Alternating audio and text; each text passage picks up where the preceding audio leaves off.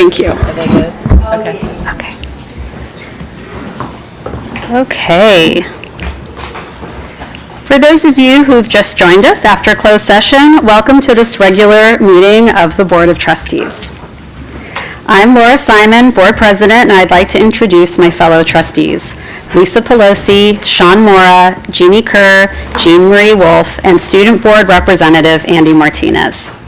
I would also like to introduce our district staff, Superintendent Dr. Jody McClay, Assistant Superintendent Mr. Christopher Heller, Chief Business Official Dr. Kay Vang, Executive Assistant to the Superintendent, Ms. Melissa Hanson, and Napa TV, Mr. James Raymond and Ms. Madison Phillips. Additional staff members are joining us in the audience. Director of Educational Services, Mrs. Araceli Roma Flores, Director of Food Services, Mrs. Justina Ledesma, St. Helena High School Principal, Mr. Ben Cinto, RLS Middle School Principal, Mr. Andrew Ryan, St. Helena Elementary School Interim Principal, Mrs. Kathy O'Connor, and St. Helena Primary School Principal, Mrs. Rebecca Rocha. We are delighted that you are viewing us in person on television channel 27 or on our YouTube channel.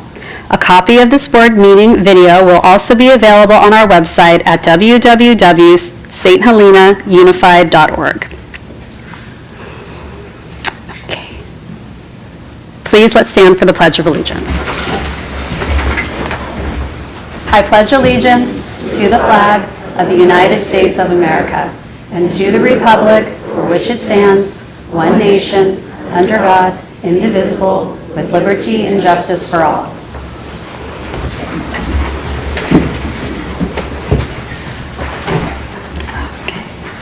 We're going to move to 6A, public comment on open session items. Give me one moment. Okay, so the governing board welcomes input and participation from the St. Helena Unified School District community during board meetings. Members of the public are invited to share comments on agenda items immediately following any agenda item. During regular meetings, there is also a designated time for the public to share comments on non-agenda items. Comments may be provided in person or submitted electronically to publiccomment@sthelena.org. Electronic public comments will be accepted up until 1 hour before the scheduled meeting to allow for board review. Before starting your comment, you may provide your name and address. Please do not provide your name if you wish to remain anonymous or if you do not want your information included in the meeting minutes. There's a 3-minute time limit in public comment, and as you'll see at the podium, you'll be able to keep track of your 3 minutes. We'll also let you know when your 3 minutes are up.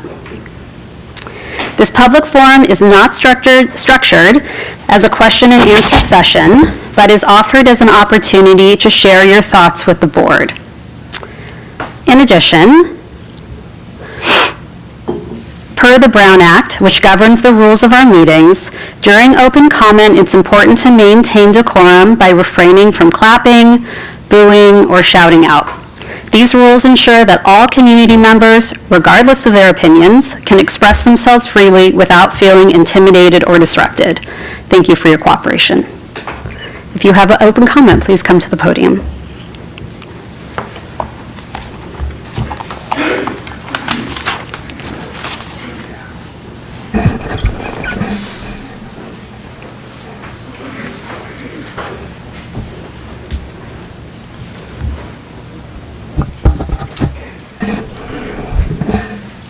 Will this start on its own, or do I push talk?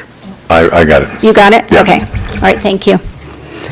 Good evening, trustees. My name is Paige Rios. I've been a teacher at St. Helena High School since 1993. I come before you to speak for the third time about the consequence of reducing or eliminating a counseling position at St. Helena High School. The district has not provided data to show that we are overstaffed in our counseling departments at SHS and RLS. In fact, the stated LCAP goals of the district imply that we need a robust counseling structure at all school sites to reach each of those goals. Goal number 1 is to increase academic growth and address the achievement gap. Goal number 2 is to maintain a welcoming and nurturing district environment. Goal number 3, to increase educational partner engagement. These are worthy and ambitious goals to meet with our current staffing structure. Meeting all three of these goals requires the active involvement of counseling staff. Restructuring or reducing the St. Helena High School Counseling Department will put meeting these goals at risk. Aside from district reports and goals, the most important consideration in restructuring and reducing the counseling department is how it will affect students. No matter how you look at it, this will be at least a 25% reduction in counseling services. It follows that 1 out of every 4 students could be affected. The demands of the job will prioritize the highest need students, such as those with IEPs and 504 plans, or those with academic struggle or behavior issues requiring MTSS intervention, or those who are high achievers and seek out counseling support in their journeys. Ultimately, this means that the middle-of-the-road students will probably be affected. Finally, the class of 2027 is ready to embark on the college application journey. When using the Common Application, the student's counselor needs to complete a report which includes a letter of recommendation. This RIF will lead to half of the class of 2027 to be at a disadvantage in this process. How will someone who is just meeting a student be able to write a high-quality letter? With their help, the counselor's help, our students this year with the Common Application have received and earned acceptance to schools like MIT, Georgetown, University of Chicago, Cornell, Northeastern, and many others. In addition, our counselors are available to provide great feedback with their expertise in the UC application. We have had students accepted to all University of California campuses. Let's give the class of 2027 the same high-quality counseling that our seniors had. To close, I sent 4 children through this school. Their counselors were imperative. If I were a parent here right now, I would be ringing the alarm bells for other parents to step up. Thank you.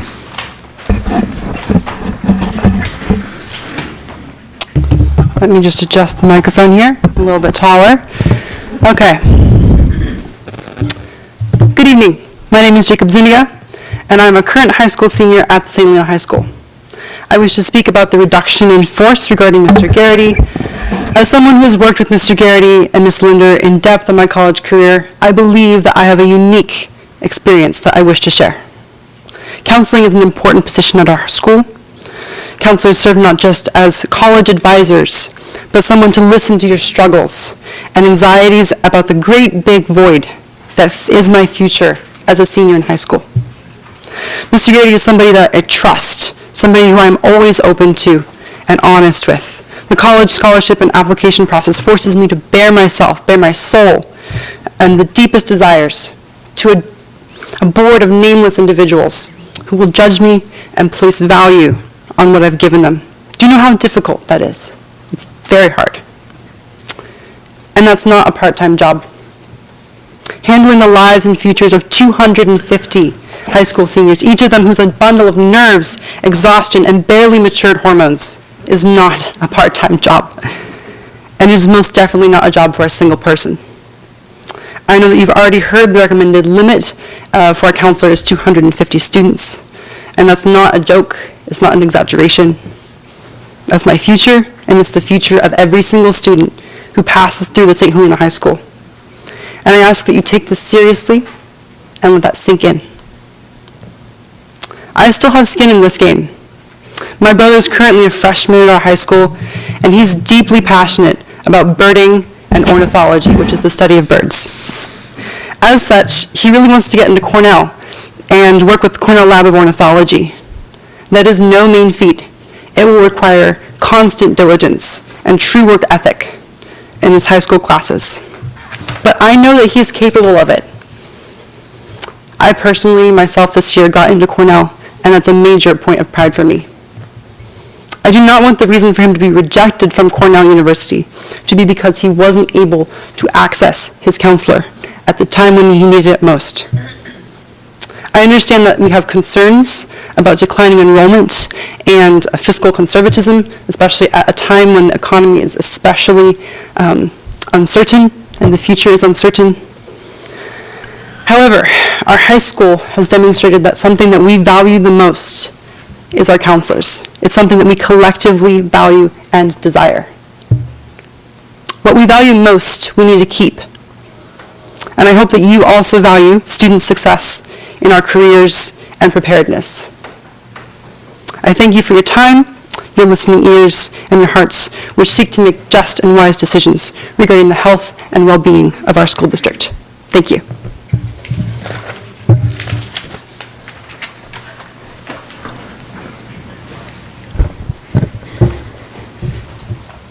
Whatever. All right, thank you. Hello, my name is Madison Butts. I am a math teacher at St. Helena High School, and I am here to speak about the same thing. I have worked in this district for 11 years, and I remember back when I got hired here, one of the interview questions was, why do you want to work at St. Helena?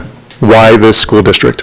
And I said it then, and I'm going to say it now, that this place is special. It does not operate the way a normal public school does. And I feel like the riffs being made are actually going to take away from that specialness. I worked in San Jose before I came here, and my average class size was about 38 students. I had 40 a few years. It was a challenge, let's say, to teach 40 people who don't want to learn Algebra 1. So coming here and having class sizes of 20 to 25 was an amazing blessing, and I started to see what makes this place so special. And I truly do not understand, with all of the information this community, my colleagues, these school sites have been provided, how getting rid of a counselor is the right call, even with all of these hardships. So I encourage all of you to find a better way. Thank you.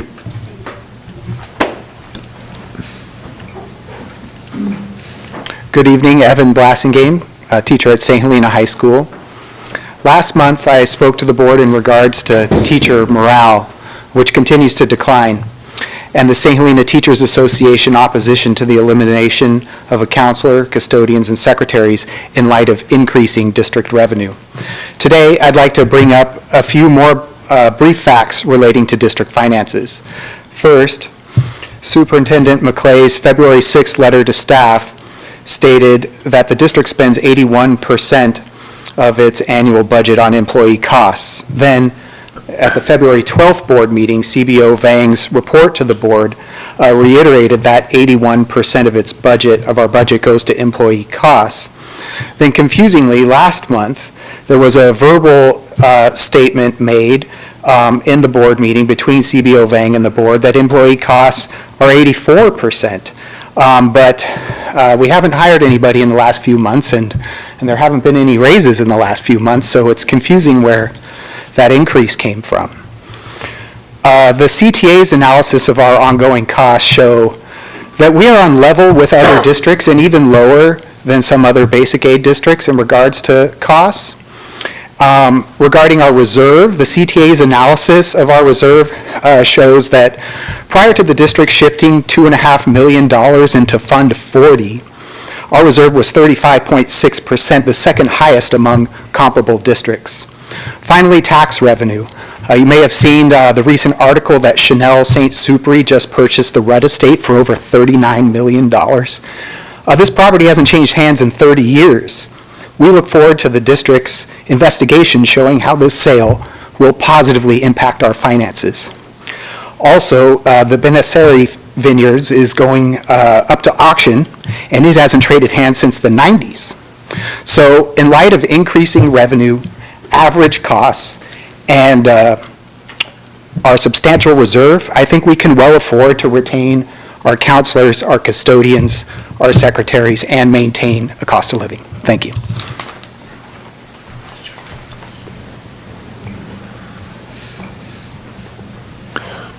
All right. Good evening. My intention for the next 3 minutes is to speak in a language that this board seems to value more with each passing year, numbers. 15, the number of years I have worked in this district. 19, the number of years that I have been a teacher. And I share these numbers with you so that anyone listening in this room or at home online knows that I am not new to this district or profession. I bring nearly 2 decades of knowledge, experience, and passion to my comments today. 1, the number of SHTA positions being RIFed. Also 1, the number of counselor positions being RIFed. 3, the total number of counselors between RLS and St. Helena High School. 670. the approximate number of students these 3 counselors provide services for. This includes scheduling, college and career guidance, and of course, actual counseling services for our most at-risk age groups. 69%. The percent of schools that have seen an increase in need for counseling services, according to a 2023 article published by the National Center for Education Statistics. SHUSD is part of this 69%. We've seen a rise in anxiety and depression and an increase in student absenteeism due to mental health concerns. 10% and 3%. According to a 10-year trend data for the Centers for Disease Control and Prevention's Youth Risk Behavior Survey, there has been a 10% increase of high school students who experience persistent feelings of sadness or hopelessness, and a notable rise of 3% in the percentage of high school students who seriously considered attempting suicide. 20.1. 3% of the 670 students served by our 3 counselors is 20.1. That is 20 additional children who live in this community who are at risk for suicide. 1/3, or 33%, the percentage of counselors that this board is comfortable losing in order to save money instead of waiting just 1 year. 1, the number of years until the district offers the next golden handshake incentive for teachers to retire. 7 to 10, the number of SHTA staff just between RLS and the high school who plan to leave at that golden handshake next year. 28% to 35%. The current reserve, depending on how it is calculated, sits somewhere between 28% and 35%. What is a reserve for, if not to provide a crucial financial safety net to protect the district's most valuable resource, our students and their well-being?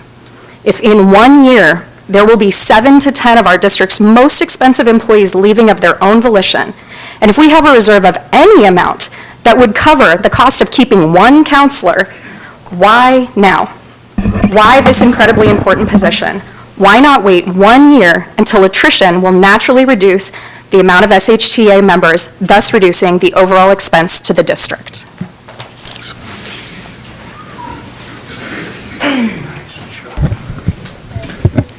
Good. Hi, my name is Raina Backus. I know most of you. I wrote a statement, and putting it in writing is better for me, so I hope you will read and consider it. I wanted to come up here and just speak from the heart to the board. I just really want to say, please don't do this. It's not the right decision. It's really messed up. Please don't do this. To the district office, I want to tell you that you have an opportunity. Our students are watching. Hello, you're on YouTube. They've told us they're watching. You have an opportunity to show them that in the problem-solving process, you can pivot. You can realize that an idea is not working, and you can change direction. So I ask you to set that example for our students. And for the students, I just want to, and Andy, I'm so proud of you. And for all the students who have spoken up and written in, I just want to say I'm so proud of you guys. This is a testament to a successful education. They are using the tools that we have given them to advocate for themselves and for others.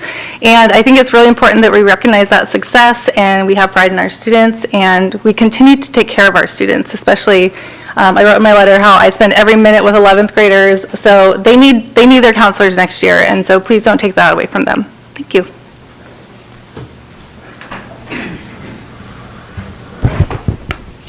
Good evening, dear board members. My name is Cindy Terrell, and I am speaking on behalf of Esperanza Fuentes. She is the accounting assistant here in St. Helena Unified, and she has been with the district since May 29, 2018. She highly values and appreciates and depends on her position here with the district. She also values and respects all the directors, staff, students, and the community. She depends on her position here with the district. As the accounting assistant, there are several things that she does to provide essential services to the district and business services department. She provides excellent customer service to parents, students, staff, and community members. She assists with financial reports, collects payments, employee timesheets, monitors the teacher substitute lists, verification of employees. She supports maintenance and transportation departments and facility use, just to name a few. For 8 years, she has worked closely with parents during student enrollment. When in need of district of choice and interdistrict, she brings her education, experience, and commitment to her role as accounting assistant. She's a single provider and has a family that relies on her support and stability that comes with working in the district. She has never had a bad evaluation, always carries over extra weeks of sick time and vacation time, and works extra hours when needed. She asks that you please reconsider what alternatives can be made to save her position. We all do. We all are hoping for that. She is willing to accept reduced hours and opportunities for extra hours in other positions.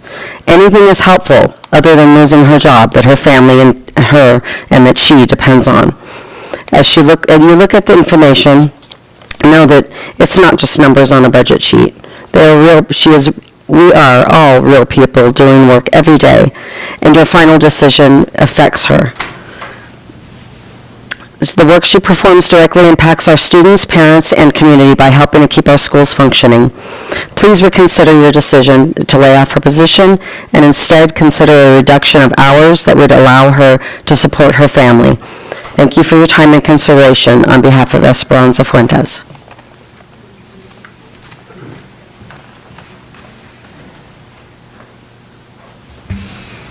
Thank you for your open comments. Do we have any other open comments?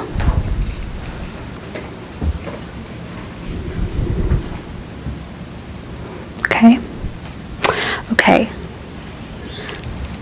I would like to say something on behalf of the board.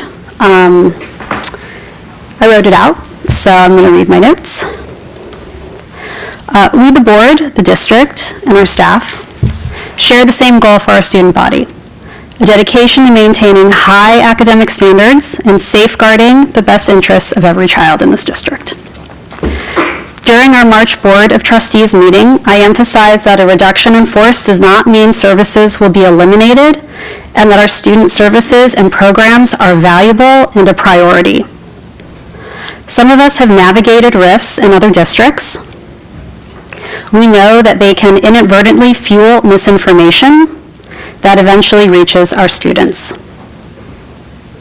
Given that today's students navigate significantly higher levels of anxiety, which was shared at open comment, and I completely agree, than previous generations, it is more crucial than ever that we protect them. Our goal is to maintain a stable, nurturing, and productive environment, and employees' role in fostering that atmosphere is invaluable. Our site principals have shared with staff that student services will not be reduced to a single guidance counselor at the high school, nor will they be negatively impacted. If you did not receive this specific update, please take comfort in knowing that every high school student will receive the high-quality guidance and support they deserve. Thank you for your continued dedication to our students.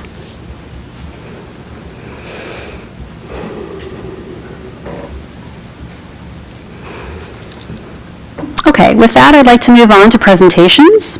We have the presentation by the student representative of the board. I'd like to call on Mr. Martinez. Thank you.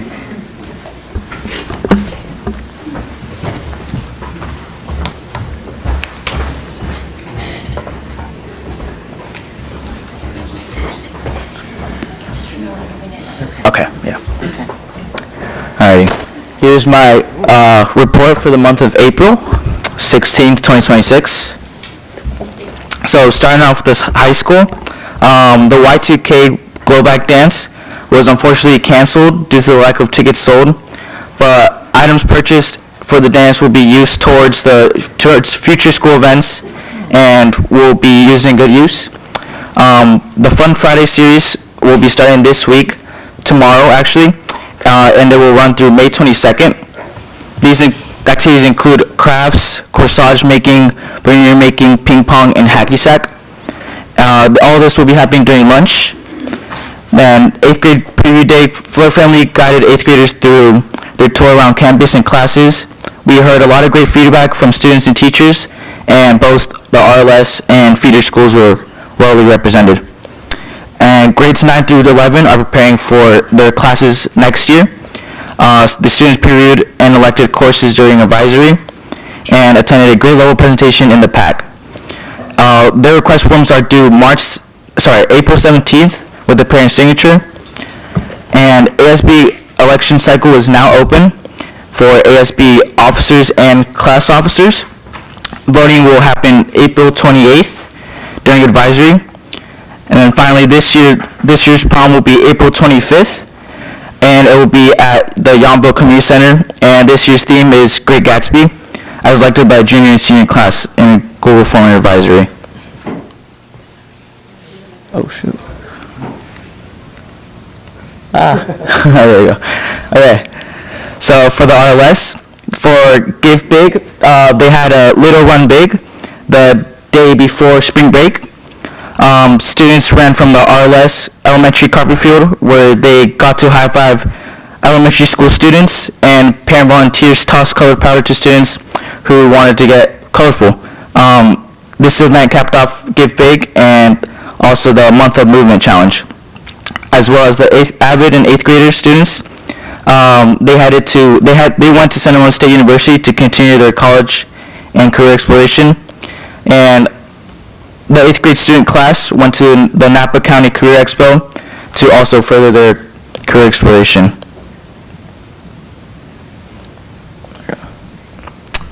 Now for elementary school, for Give Big fundraising, there was incentives provided for classes who participated. The participation was tracked in 3 ways, one being envelopes, another one being online, and the Little Makers Market. What the Little Makers Market was a chance for students to practice in entrepreneurship and for them to use their creative mindsets to make a product to sell. Some students went from doing lemonade stands to making products, and 20% of their earnings went towards Give Big fundraising. There was 3 weeks of incentives. 1 week was being a class popsicle party. Another week was a popcorn and movie night in the auditorium. And the third one, students got Give Big water bottles. The day before spring break was the talent show and the spring break kickoff. Students got to show the talent in front of the entire school body in the auditorium. After the school's talent show, everyone gathered around Carpet Field to cheer on the RLS runners. Parent volunteers tossed colored powder, and after the run, there was a lunch on the lawn where sandwiches and popsicles were provided for students and parents, and this was to celebrate everyone's participation in Give Big.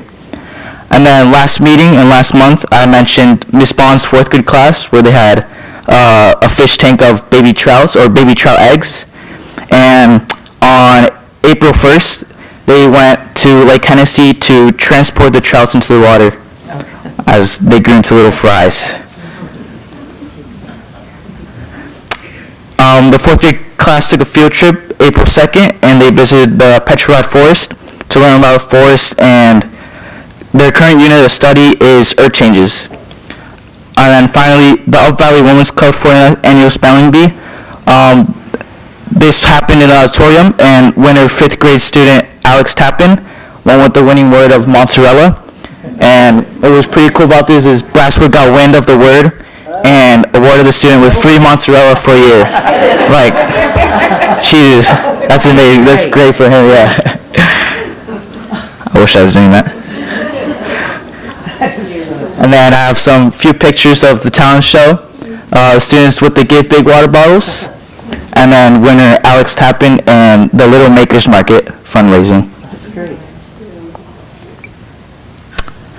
And finally, for the primary school, so for the Give Big, they had the Great Inflatable Race, where teachers dressed up in inflatable costumes to put on the show for their students, and students were seated in a circle around in the field, and they got to watch the race and had a great time.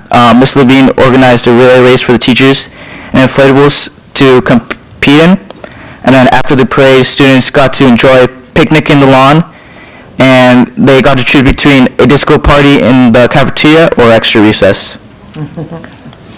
See a few pictures. Thank you. Any questions or comments?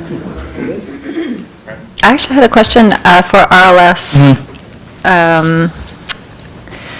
There was a Sonoma State visit, and did the entire 8th grade class go to the Yes. NAPA Expo? Yeah, Career- it was the entire 8th grade class, Oh, of that's great. Thank you. course.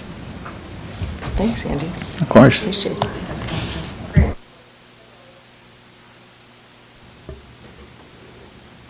Okay, we're going to move on to 7B, LCAP Goal 3, Increasing Educational Partner Engagement Annual Report, and I'd like to call on Ms. Robledo.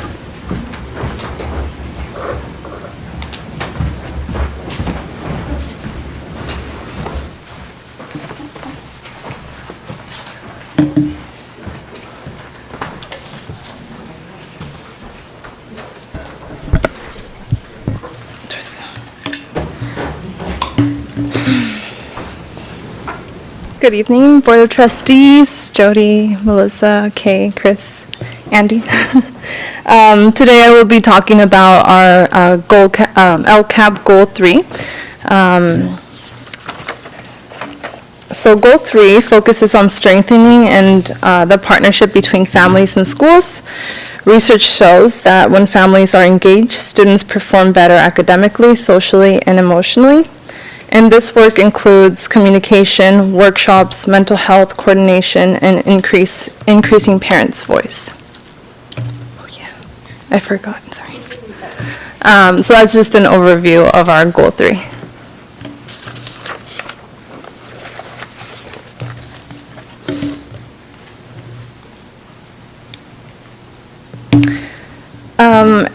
A key part of our work is making sure that families can be reached, and we use our Parent Square app for reaching all families and making sure that they have the information around what's going on in our schools.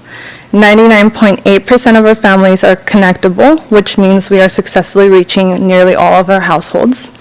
We have a strong access through email and phone communication.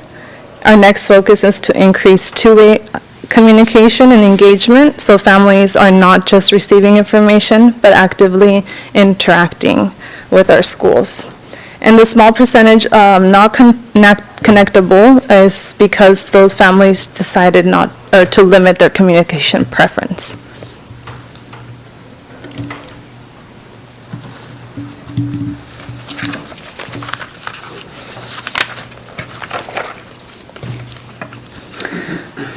This year, we expanded our family engagement opportunities based on parents' needs. We offered over 30 events focused on parenting, mental health, student safety, and we had over 200 participants. All workshops were offered in English and Spanish, and we provided childcare because last year we noticed that that was one of the barriers, language and not having anywhere to take their little ones. We've seen a strong interest on topics like mental health, digital safety, and parenting support and education. So we'll be focusing that on those topics moving forward. These are some pictures of our events, and then in the middle there we have some of our parent leaders. We were able to go to CABE 2026 in San Francisco this year. It was a lot of fun. Our parents had an amazing time, and a lot of our teachers went as well. We're excited to bring that information to our district. Just wanted to show some pictures.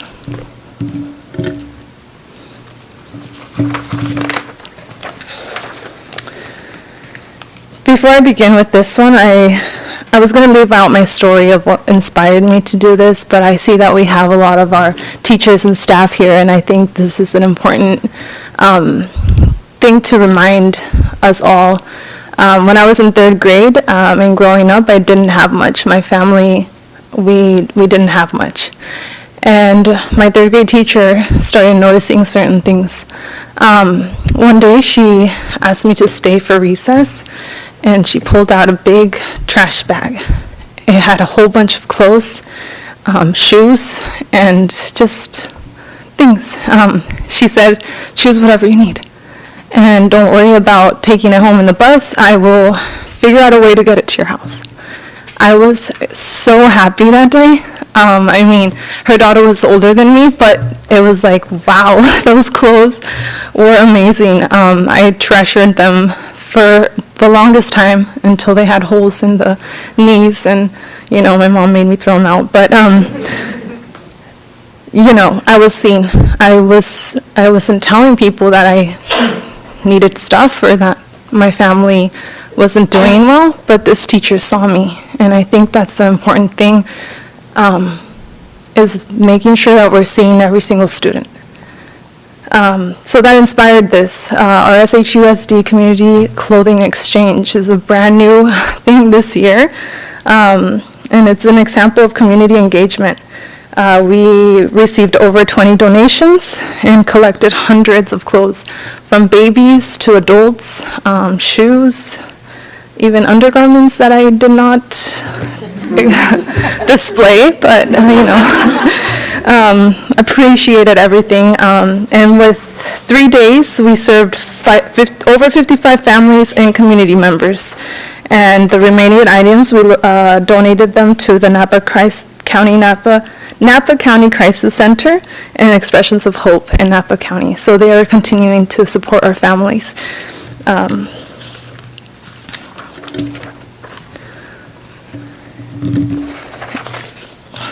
In addition to events, families come to my office daily for support. This can include helping them navigate the school system because they're newcomers, addressing student concerns, or accessing basic needs like transportation, food, clothing. We also connect families and students to mental health services and community resources.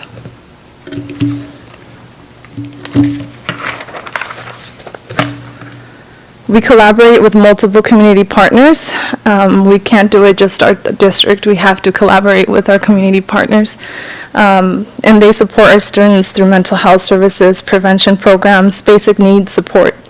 And just also creating that environment in St. Helena, right? Our public library, it has events that are amazing, and parents and families and kids are able to go for free and enjoy themselves. This work is all coordinated through our MTSS system to ensure that students and families receive the support that they need.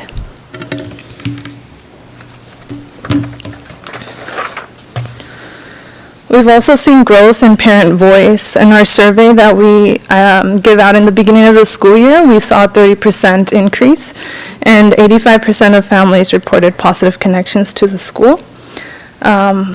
We've also seen a continued increase in parent leadership through committees like ELAC, DLAC. We had our LCAP forum, which was very successful, and this is the DLAC logo that our parent leaders created. And we have our president here, Tanya, and she's wearing one of our t-shirts, which is they went out of their way to order them and created them, and was representing us at GABE and has been representing us in a lot of events. So thank you. Work schedule does continue to be a barrier for families. It's one of the biggest barriers that we are seeing this school year, which we are addressing through flexible options, sorry. And looking ahead, we are planning on recording our workshops so that they are available to all families and having them on our website. So families can attend, they can go on our website and look at a workshop and whenever they have the time. We are also trying to change different times. I know it sometimes works at 5:30, sometimes we have to go to 6:30 and start events at that time. We will always provide childcare. Sometimes we give out dinner, which is nice when it's a little later. I will also be taking on the district volunteer program with the goal of expanding opportunities for families to be involved in the classroom and support our students and teachers. So we will continue to strengthen our systems that make engagement more accessible and inclusive to all of our families. Family engagement is not just about events, it's about building trust and connection between families and schools. When families feel supported, students are more successful. Thank you. there any questions? Thank you so much. It was a great report. I appreciate all of the information, especially the 30% increase in family participation. You know, there had been a dip over the last couple of years, and to see that go up and to see that those relationships and that trust that you've built, all of that hard work has paid off. So I appreciate that it's risen to 30%. What are the goals for increasing? Where would you like to see that next year to increase to? Like the percentage? Yeah. I want to be able to connect with 100% of our Right. families, right? I think that families know my face. I just need to build that connection with everyone. Yeah. I mean, I have parents that are texting me, right? And I feel like it's important to address that engagement is different for families. There's families that are working a lot, and engagement for them is, let me text Lauren and make sure that, you know, I know what's going on in school. Let me call the front office and make sure my kid has good grades. But, you know, maybe that parent's not able to show up to all of our workshops, Sure. but there's still that form of engagement. So any type of, I want to be able to support parents in any type of way that they can engage. Yeah. Thank you. Trustees? No, other than to say thank you as well for all this great work and information. Any idea what would have caused a slight dip in getting the Latino and Hispanic responses this year versus last year? It was a small drop, but I'm just curious if there was it a timing issue or? I'm not quite sure. I feel like that was on the survey response, and the survey was given in the beginning of the school year.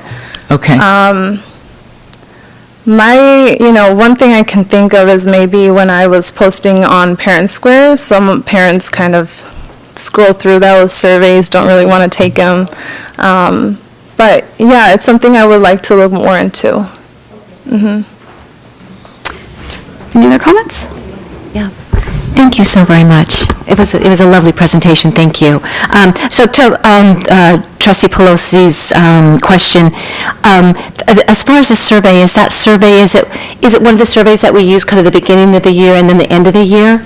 I've only done it in the beginning of the year, so last school year and then this school year. Okay. Next school year, I'll do it in the beginning of the school year, and I'm wondering if you guys suggest I can do it again in the end of the school year, but I know it's super busy and parents. Exactly. I feel like I am bugging them a lot. Okay.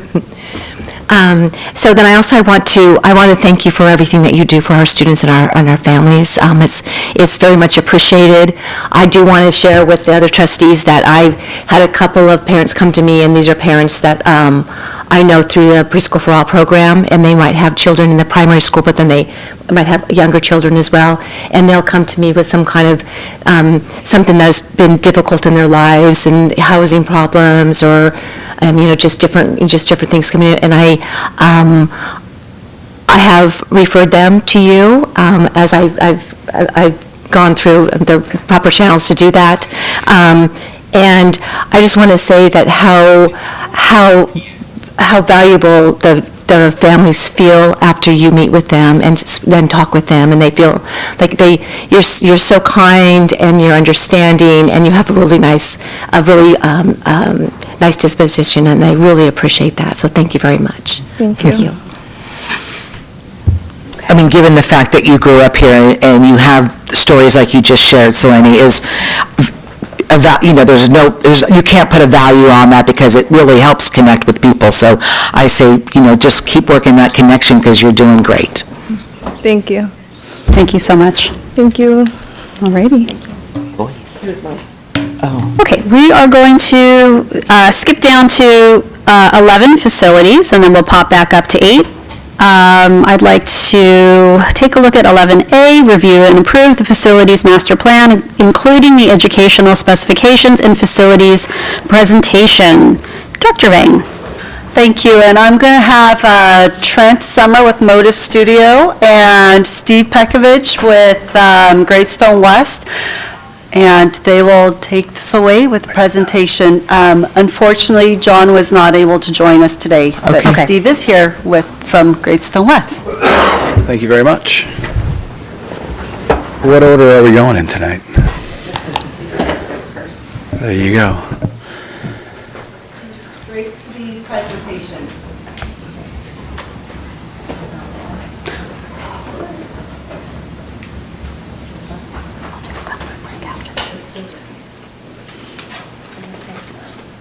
I think it's the bottom one there. Yeah. Awesome. We'll get there. Thank you. Perfect. We good? Yes, we're good. Awesome. Thank you very much. So we are back. Thank you for having us back yet again to continue to talk about the facility discussions. I feel we've been rolling through incredibly well the last year and a half. So thank you for that. Tonight we are going to talk a little bit about the adoption of the education specifications and facility master plan, and that's going to be the culmination of a lot of that good work that we've done. We're going to do a facilities update both on the St. Helena Elementary School project as well as our projected St. Helena High School project for next summer, and then we can talk some next steps. As always, it's a better conversation than presentation, so please feel free to jump in and interrupt anytime. I'd love to go off these slides. I just won't read them to you.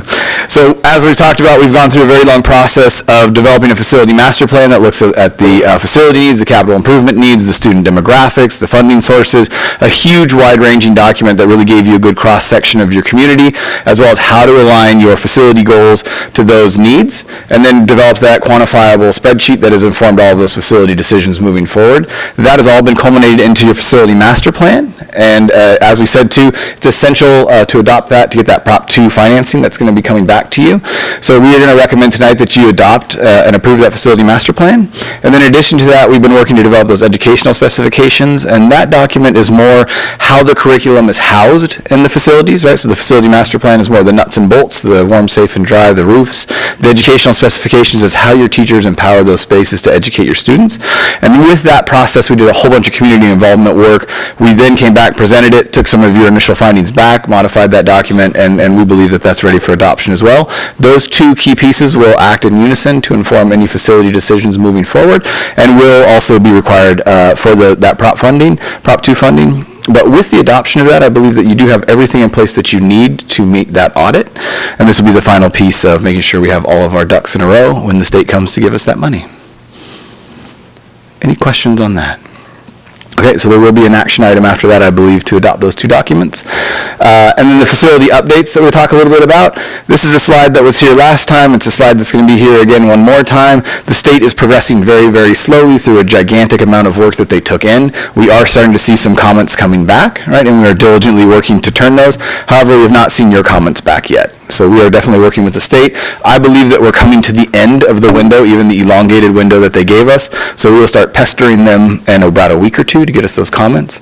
We have been working very diligently with your construction manager and your contractor to make sure that we can develop alternative schedules that eliminate any sort of impact on the students or minimize as much as we can the impact on the students. So our contracting partners, because we're going through that lease-leaseback process, we've already been through that competitive selection process, and we have a contracting partner. So we're able to kind of tackle these tough challenges together with them. So we have a really clear roadmap as to how to address those challenges. So we've been doing that in our weekly meetings, as well as developing the guaranteed maximum price for that, which we're going to talk about now. There's a side-by-side comparison here, and I apologize, there's a couple typos in the original deck that went out. On the left is the original budget, the budget that the construction managers, Greystone West, brought to you. And you'll notice that if we look at the construction budget, right, plus the design contingencies, and then plus our construction contingencies, was right around $3.98 million, right? And when we start this process, we carry those contingencies because there's a lot of kind of unknowns at that time, right? But overall, what we're looking for is coming back to you with a guaranteed maximum price of right around $4 million, just under that. We've been working with Holly Construction to come up with what they see as their guaranteed maximum price, and right now they're right around that $3.9 million as well. And we believe that that number does carry some good allowances and contingencies for the construction as well. So we're optimistic that we'll end in the exact same spot we did last year, where we are under that guaranteed maximum price or very, very close to it. But we don't feel that at this point we'll exceed that. Obviously, if at any point during the construction we can overcome something, we find some unforeseens, I'll be right back to talk with you about it, and we'll be very transparent about that. But I do believe that as the GMP is constructed right now, and with all of the information we have for the project, we're in a really good place, and we're tracking right aligned with that original budget from Greystone. Okay. Any questions about that? We will be bringing that back as we kind of start to massage those numbers for final approval. Are we approving it tonight, Kay, or are we bringing it back? We're bringing it back, okay. So that is just for some information there. It will be coming back and for approval. And if you have any questions, obviously get those to Dr. Vang, and she'll get those to us, and we'll get you those answers. I believe tonight we are approving. It's an action item.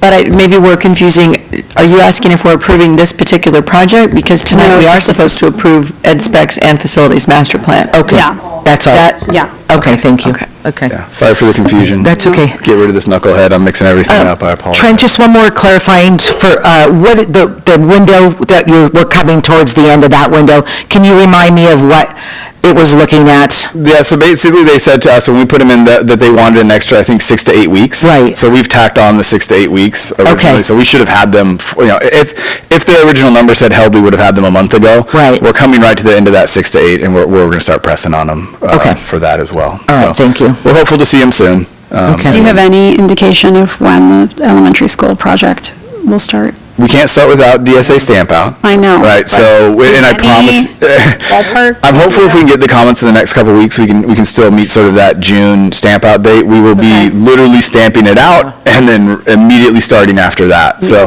we will definitely, we talk every day, if not every week, with Dr. Vang, so she'll always have those updates and have those, that information. You can follow along online if you want to track the progress of DSA, but it's kind of stuck right where it's at right now. Okay. And it will remain stuck there until they're done with it. I doubt they'll go in and update that. But it is public information and we can track it. Great, thank you. And then, of course, immediately as it comes out, we'll notify Dr. Vang and she'll share that out. So, and just a quick question, so, and then with Holly Construction, it's not, as far as the, it's starting later in the summer and ending later, like in the fall time, that doesn't, their workflow is okay as well too, because I know that they might take on different jobs and things in addition to what our job is. They've been great to work with, and they understand our timeline. They've helped us adapt to that, and they've taken that into account in the development of their GMP. So they're like, that's the beautiful part of the process. They're our partners in this right now, so they know exactly where we are. We exchange emails, again, weekly, kind of tracking all of this stuff. They're very, very aware, and I'm confident that they'll match and hold that GMP for you. Awesome, thank you very much. Yeah, absolutely. Thank you. Okay. Anything else? On to next year, 2027. We talked a little bit about, as we've worked together as a group, the idea being that we are moving forward in a process through the primary school to the elementary school to the high school would be our next stop in 2027. So we started to look at how do we frame up, based on our deferred maintenance list, those priorities, what that next project would look like.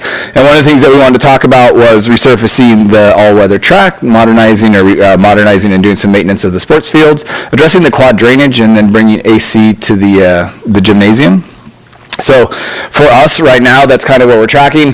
The column on the right, again, is kind of poorly worded there because you're saying to me, Trent, what is an 8-year fix, right? Like, what we're saying is they can provide a coating that will provide you a usable track surface for the next 8 years. We're trying to right now, working with John and his team, find a product that we can actually do a complete replacement. We're optimistic about that, and that's again why we'll come back. Our goal is to get that complete track replacement back into the budget, but right now we have a solution that'll at least get you 8 years of serviceable life of that track. So we also may need to revisit the quad funding amount. There's a line item in there. We may take some from the contingencies as we learn a little bit more about it, because right now we're kind of in the dark doing that exploration, very similar to how we did the exploration at the elementary school. When things are underground and they're backing up, we have to do a lot of due diligence as to why. So we will come back and possibly fine tune that number a little bit when you see it next, but I would assume that most of these numbers are going to hold pretty well when we come back and get you a final budget. Again, this is just to kind of let you know how we're tracking, where we're going, and give you an update so you have that information as we move forward. Okay. So sorry. Yeah, absolutely. Go ahead. Before you move on, I will have a question. The track recoding, that makes it sound like just the running surface, not the actual turf? So the turf will get replaced completely. Okay. What we do with the track, they're two separate items. So we'll do a complete returfing, and then we may be able to just coat the track, or we may need to actually replace it all, either way. Okay. But the turf is included in there for sure. As is the air conditioning at the gym and reworking of the quad. So we're working in the quad. We're going to we will definitely address the drainage issues and then do our best to try and provide some curb appeal fixes to that as well, to sort of revitalize that area because we know how important it is to the campus. Great. Okay. So we will be back with that again this July. We'll celebrate the 4th of July and then come see you guys with that one as well. We'll probably be poking around the campus doing some measurements before that just to make sure we have it all framed up, so you'll see us there. And we'll be back in July for that. So, next steps, we're going to ask you to approve the draft facility master plan and the draft educational specifications, so they'll become your adopted facility master plan and educational specifications. We'd like you to delegate authority to Dr. Vang to finalize the GMP as those negotiations come, because we're not going to come back for another board meeting in time. We want to make sure we have that delegation to her to enter into that contract. And then we'll return to the board in June. We'll correct that for approval for the 2027 St. Helena High School Capital Improvement Project. Okay. All right, so is there anyone participating who wishes to comment on this agenda item? Do the trustees have any additional questions about this agenda item? No? Okay. Is there a motion to approve the facilities master plan, including the educational specifications as presented? I'll make that motion. Is there a second? I'll second. All those in favor say aye. Aye. All those opposed say no. Motion carried. 11B, approval of delegation of authority to superintendent or designee to award total base rent amendment number 1 for the St. Helena Elementary School roof, drainage, and HVAC project to Holly Construction upon DSA approval. I'd like to call on Dr. Vang. Thank you, President Simon. So as Trent just mentioned, rather than having to come back to the board, we are asking that the board approve the delegation of authority to the superintendent or designee so that we can proceed with this project once it's been DSA approved. Thank you. Is there anyone participating who wishes to comment on this agenda item? Do the trustees have any questions about this agenda item? So I'm assuming though, if the GMP comes up a lot higher than what it's looking here, we would know about that prior to then as well. Yeah, okay, that's fine. Of course. Absolutely. I figured as much, but I just wanted to, yeah. Okay, thank you. Is there a motion to approve the delegation of authority to superintendent or designee to award total base rent amendment number 1 for the St. Helena Elementary School roof, drainage, and HVAC project to Holly Construction upon DSA approval as presented? I'll make that motion. Is there a second? I'll second. All those in favor say aye. Aye. All those opposed say no. Motion carried. 11C, approval to award a professional services agreement to Stocksdale Inspection Services for the St. Helena Elementary School roof, drainage, and HVAC project as required by the Division of the State Architect. Dr. Vang. Thank you. So DSA does require a certified project inspector, and so we would like to proceed with Stocksdale Inspection.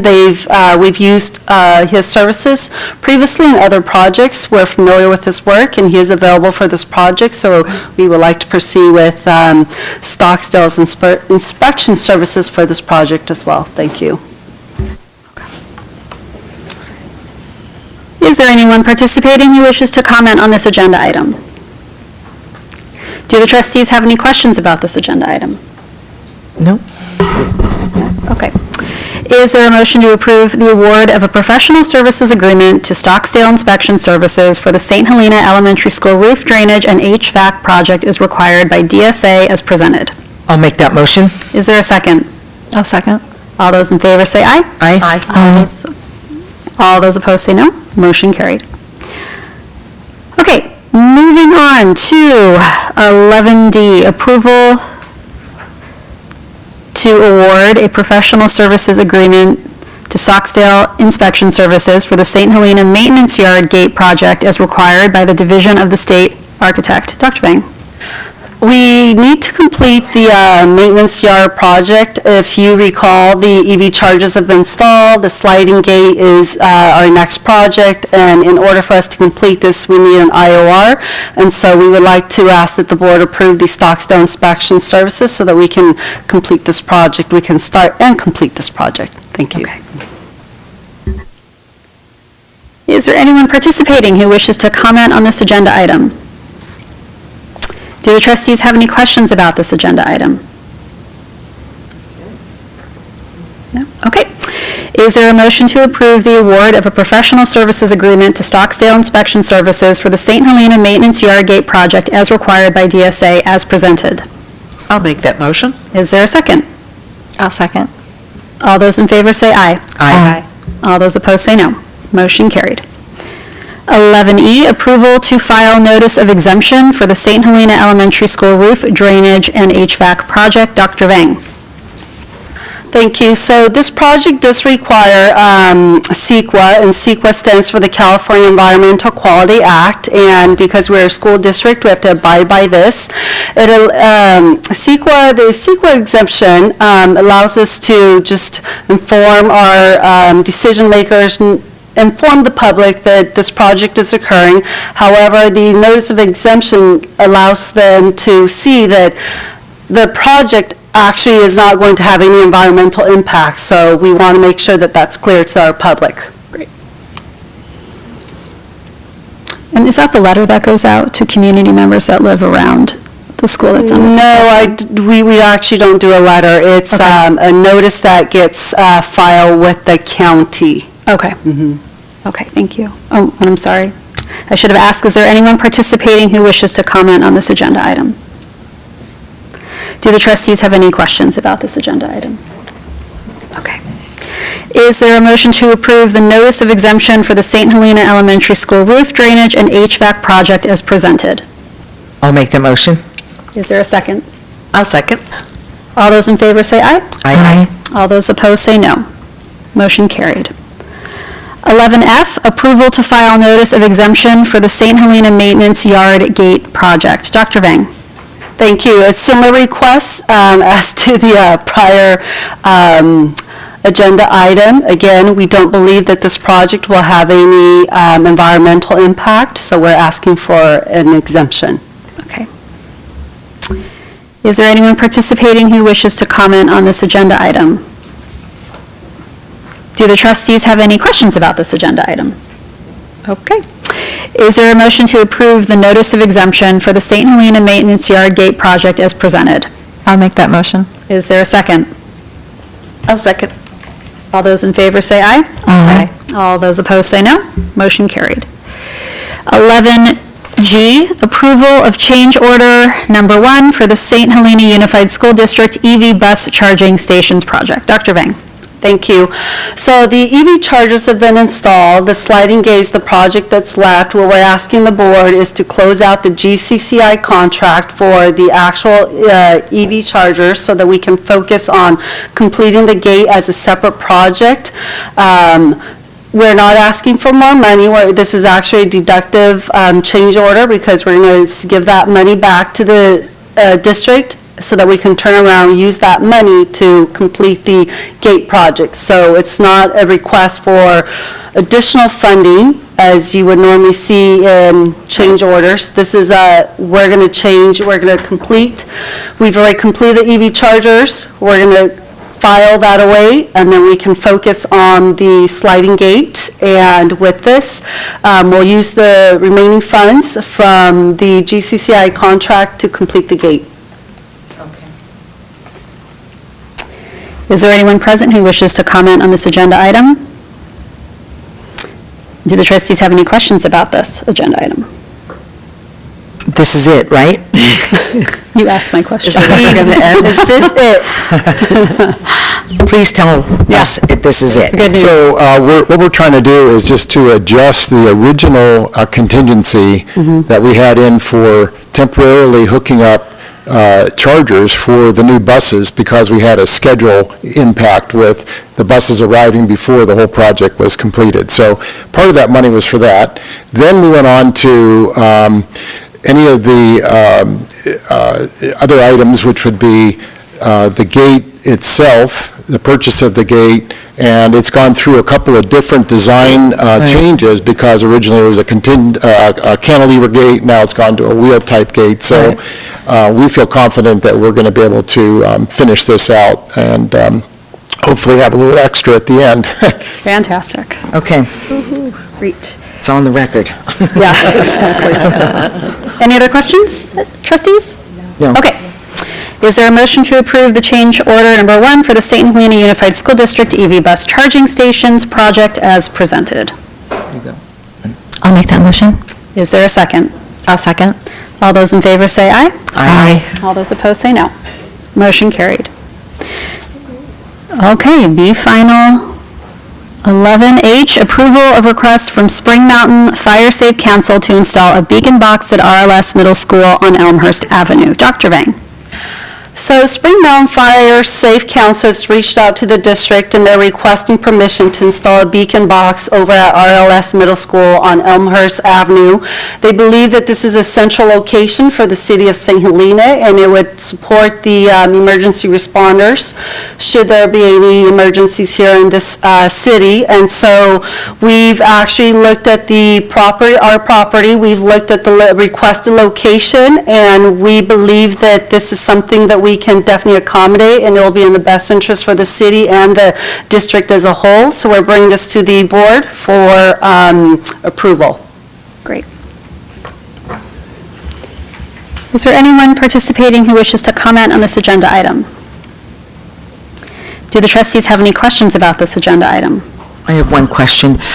Should that box be damaged in any way, shape, or form, or by any type of community member, does the school district have any liability on that? No, I'm actually working with Brandon with Spring Mountain Fire Safe Council. Apparently, they have several of these boxes all around Napa County. They've got, I want to say 7 or 8 planned for the city of St. Helena. And so if there are any issues, I will work with them, but it will not be it's not a liability on the district's behalf. Okay, great. It's really needed for that neighborhood, so I'm excited to see that that's coming in, so that's great. Let's just hope we never have to use it. Well, exactly, but it is needed to have. It is a good spot. It's a good thing to have. So my question is so the Firewise, they're going to be taking care of all the logistics and everything of this, so that our staff is not taking care of any of it? No, we're not doing anything except allowing them to install the beacon box on our property. Okay, that's great. Right. Is there maintenance involved? Sorry. There's a picture of Elmhurst Avenue and the gate around the new track. Where exactly is the box It's going? outside of the gate. But on the gate? Or on No, a it's not pole? going to, it's most likely going to be on a pole. They're most likely going to have to, they will most likely have to have a pole in place and install that. Okay. Thank you. Okay. Any other questions? Okay. Is there a motion to approve the request from Spring Mountain Fire Safe Council to install a beacon box at RLS Middle School on Elmhurst Avenue as presented? I'll make that motion. Is there a second? I'll second. All those in favor say aye. Aye. Sorry. All those opposed say no. Motion carried. All right, we are going to take a quick comfort break, and when we come back, we will jump back up to student learning and achievement. Thank you. 5 minutes, please.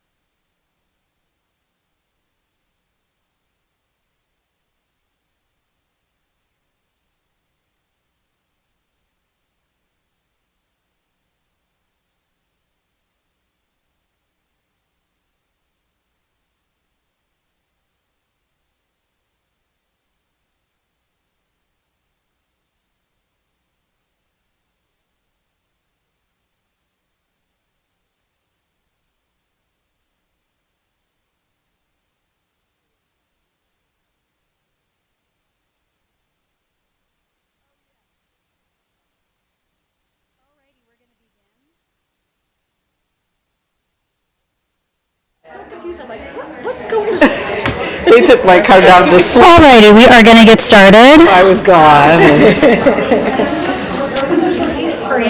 Yeah. Okay, we're going to get into student learning and achievement. We're going to begin with 8A, presentation of differentiated and extended learning in mathematics, and I would like to call on Mr. Lewis. Okay. Well, I'm going to introduce everybody who knows Caitlin Levine, because she's going to kick us off, and then I'll swing around the back end, but thank you. Glad to be here. I feel like we're going to have to split the difference on this. That's fair. Yes, I do. All the power. Hi, I am Caitlin Levine. I am a TOSA at the primary school, and obviously this is Tom. And part of my role is centered around math and math instruction. So tonight we are going to speak towards PLC practices and differentiation with specific regard to question number 4, which is what do we do when students have already learned it? It being the learning, the standards, what you're teaching. But I think it's really important when we talk about question 4 to talk about it through the lens of all the questions, because they really all go hand in hand with each other. And so that's what we're looking at, is the 4 questions in front of you. And starting off with question 1, what do we want students to learn? That is when our PLTs sit down and they're looking at those predetermined essential standards and unpacking them. We know that standards are wordy.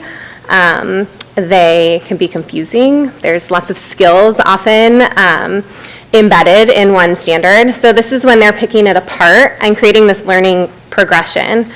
And oftentimes we think of that as this learning ladder. And so if you think of the standard being in the middle of the ladder, and those prerequisite skills that they need to attain proficiency in the standard would be those rungs below it. The teams are also having discussions on what those rungs above it are. So how do we take that standard for the students that have mastered proficiency or master proficiency along the way, and take that standard into a more deeper, more complex way for those students. So that's what they're doing with relation to question 4, embedded in question 1.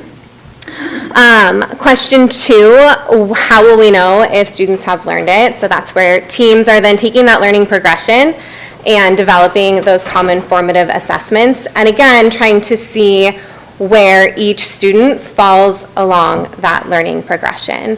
So they are then able to pick a starting point of either holes that need to be filled, or where can we take students further. And then we take action. So that's question 3 and 4.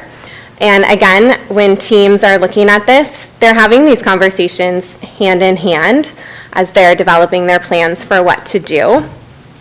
So question 3, what will we do if they haven't learned it? That's when we take differentiation and talk about Tier 2 instruction or Tier 3. How are we going to support those kids to get them to a point of proficiency with each standard? And then that is also when we discuss question 4. For those students who have already learned it, what are we going to do to take them to a deeper, more complex, and what does that look like? When are we providing that instruction or opportunity for them? Mike? Yes. I'm not loud enough? I feel like I am. So tonight we're kind of going to go site by site and see where those opportunities lie, because it does differ depending on what site you are at. Do you have any questions about the PLC process so far? Okay. So at the primary school, for all teachers, after they have built into their math lesson is always differentiated small groups. And again, they're targeting question 3 as well as question 4. This is when they have time to pull students with like needs and give them that support. And that's true from kinder through 2nd grade.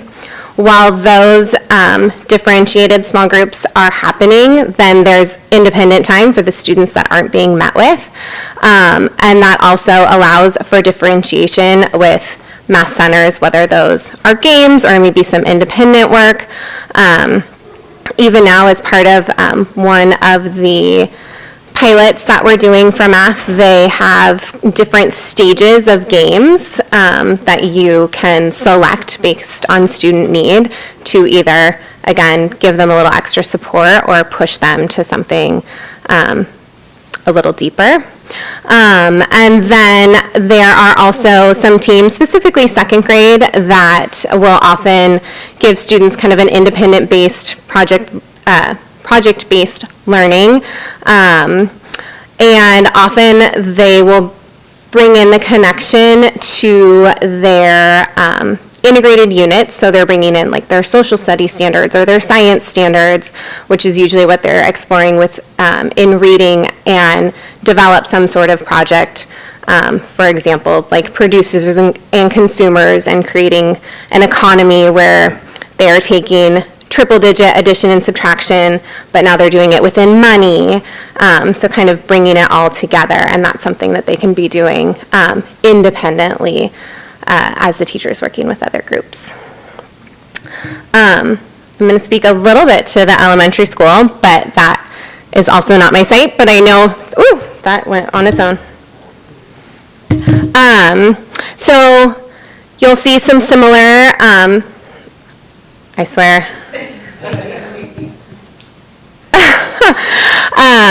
some similar things between the primary and the elementary school, those differentiated small groups.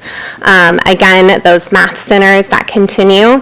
And then I know that in speaking with Mrs. O'Connor, that Mrs. Perriott has the math lab where, and you can correct me if I'm wrong, but I believe teachers are able to bring their whole classes in there, so then there are 2 instructors in the classroom being able to provide enrichment opportunities as well as provide intervention while students are also doing independent work, but it just adds more support to the class.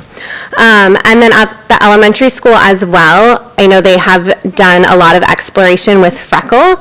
That is the STAR again, not touching, program on computers that is adaptive. So it is, I give up, giving students what they need and then giving them challenges when they're ready for that.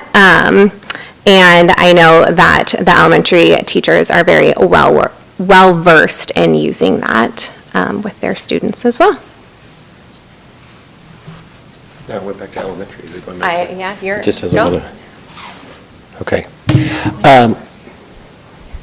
Point it to there? Okay, I'm going to set it right there for a second. Not touch anymore. So at the middle school, so we talk about backing up the train and having access to entry points for all kids to be able to engage with the math from the start. So all of the lessons, and this is 6 through 8 that I'm talking about, it's uniform across all the grade levels, that start there, but every lesson is designed to take kids as far as they are able to go within the confines of that time period, whether it's a regular day or a block period. And so the term rigorous tasks is a term that you'll see in the California Math Framework, which is, all the work that we're doing to implement, again, it's not the standard. The California Math Framework is not the standards. The standards have always been the standards. They're not changing it. California Math Framework is the pedagogy behind teaching the standards.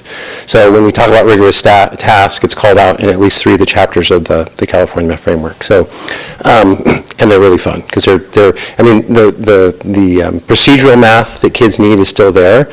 What we're doing is we're we're contextualizing the math through rigorous tasks, and then based on how we're seeing the kids do, we decide if we need to do what we call a thin slice task, or we do the more procedural math. So there's a balance between the types of lessons we do, but all of them are designed around high rigor and what we would call DOK3 and DOK4 type questions is what our goal is, to get the kids either through the day or certainly through the week and the unit throughout.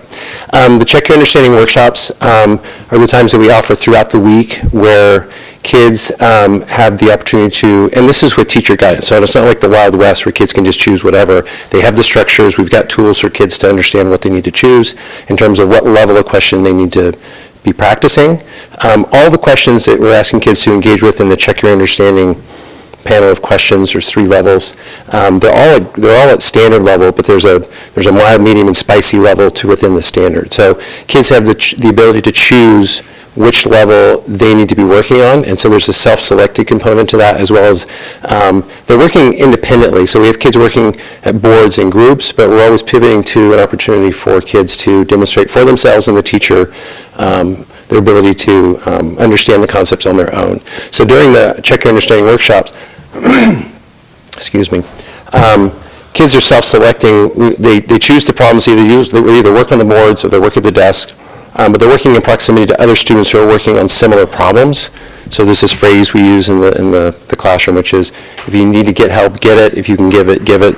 And what kids end up doing is they end up kind of grouping themselves based on the problems that they're working on. So the teacher's going around facilitating that.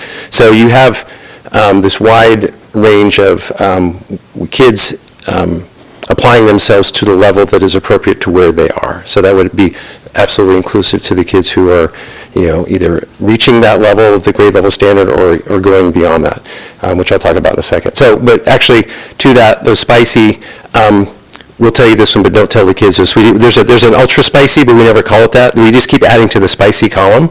So when kids are saying, can I have more, we always have more. So it's kind of this infinite list of problems that we can provide kids on the spicy, because there's not always, but there's usually going to be someone ready for something spicier, and so we've got it. So, and then access periods, which is embedded in our schedule for the ability to differentiate for those kids that need intervention, as Caitlin was talking about, tier 2, tier 3.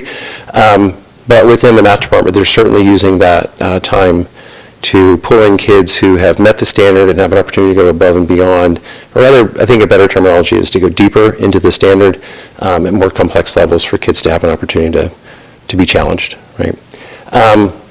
And then the Math Extensions resource is something new this year that we're developing to use both in class and for parents and students to have access outside of class.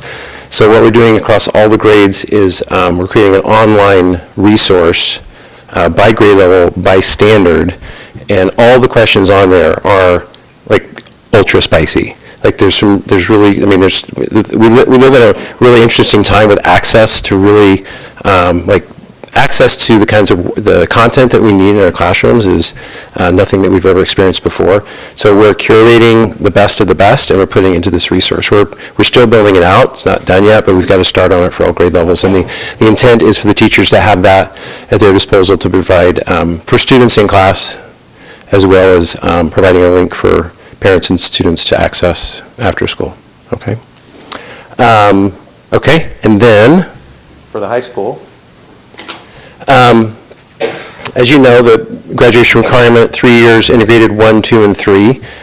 So beyond that, students have choice to go further with AP Stats, the engineering class that we're offering, as well as the two dual enrollment classes, the pre-calc and the calc through Napa Community College. And I think I've got the principal in the room here, but when I looked at the data, it's over 80% of our kids are taking 4 years of math, right? Which is, and I kind of want to sneak that one in. It's not specific to question 4, but I think it's worth noting because it's a pretty amazing statistic when you think about it, right? Because I'm willing to acknowledge that not everybody has a love for math like certain people on this planet, but to say that over 80% of the kids are choosing to take a 4th year is pretty amazing. So hats off to the high school and the teachers who do a really good job with that program. And then Check Your Understanding questions, similar format to what we're doing at the middle school. Kids have an opportunity to engage with the level that's appropriate to them. And I got to say, it's one of my favorite times to be in classroom is to see where kids because at this point, kids have been doing this for 3 or 4 years. They get it, they look forward to it, in terms of that opportunity to have choice, I guess, if you will. It's one of the energies, the energy is really high in math classes, period, across the secondary classrooms. This is when it's at its highest. It's really fun to watch.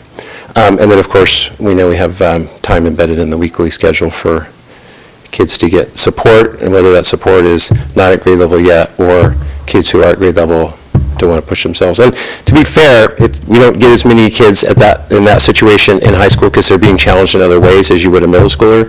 Middle schoolers, because they're awesome creatures, they're like, you kind of just sell it right, and they want to get into doing some really fun, different problems, where high school teachers or high school kids are, they're like, I'm good, I got my calculus class, I don't need to come in and do extra necessarily per se, but that's all right. We need to have our cool phase in life too. So,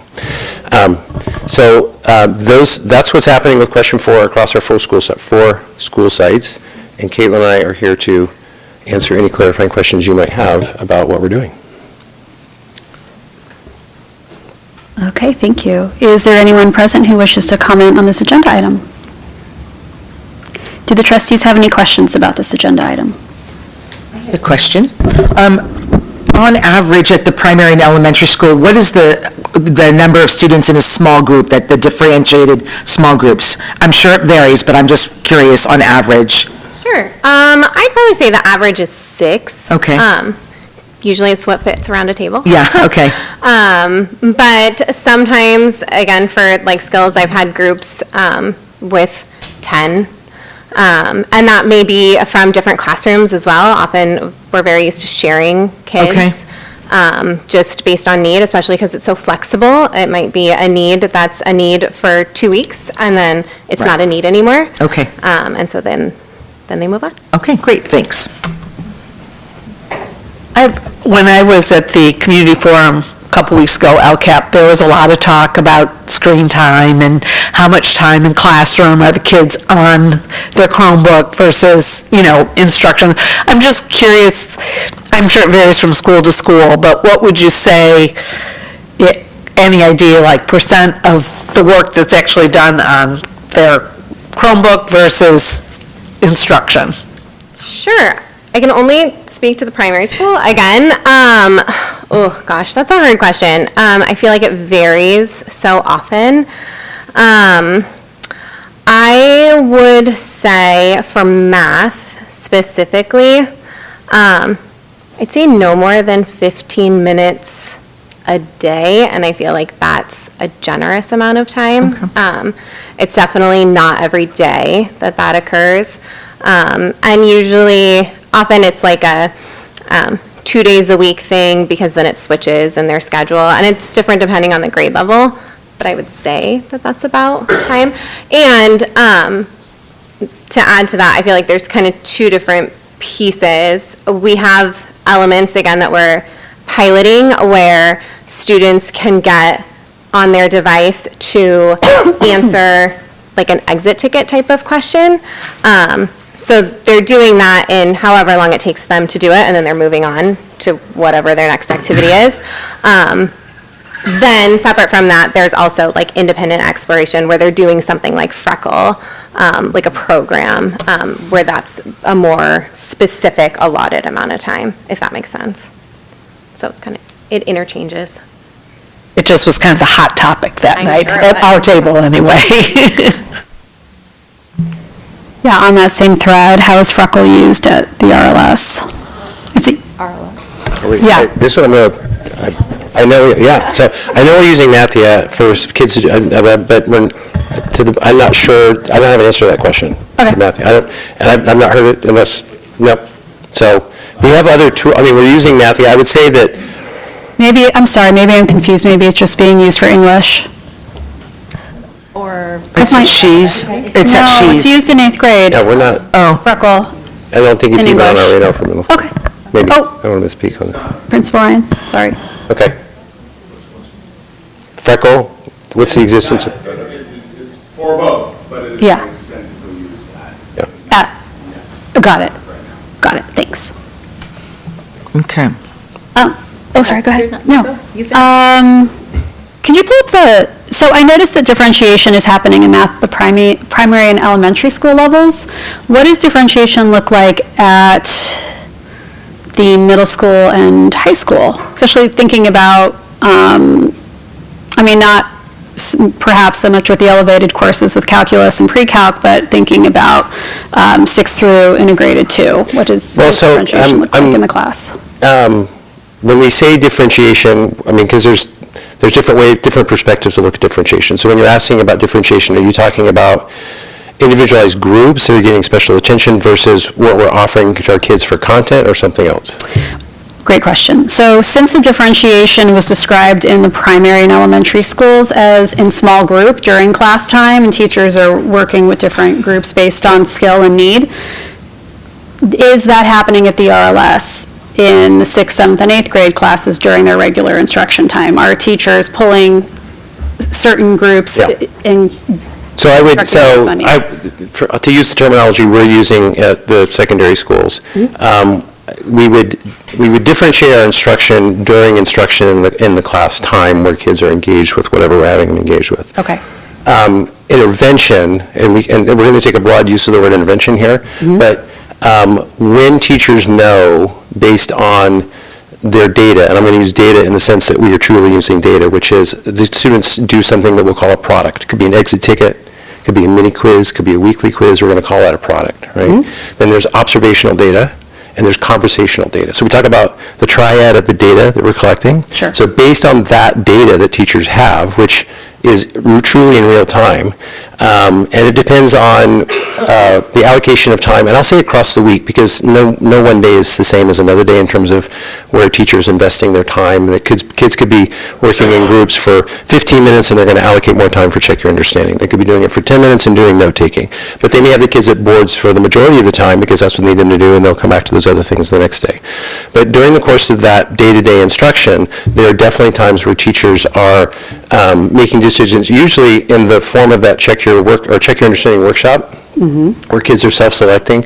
So the teacher move, we'll call it, is kids have chosen where they're working, and they're working at the boards or at the tables, but the teachers are going to pull aside a group of 3 or 4 kids to do some small group instruction that need that support that weren't there yet, or there's some, maybe there's some conceptual gaps they have. But teachers can also flip it in the other direction, and they do this where the kids are in motion, they've got flow, they know what they're doing, and they're dialed in, and you've got a group of kids that are ready to go deeper into a particular topic that's been, relative to the unit they're doing, and they'll do a small group instruction in the other direction to provide the resources and the support that those kids need, who are arguably what Caitlin's talking about in question 4.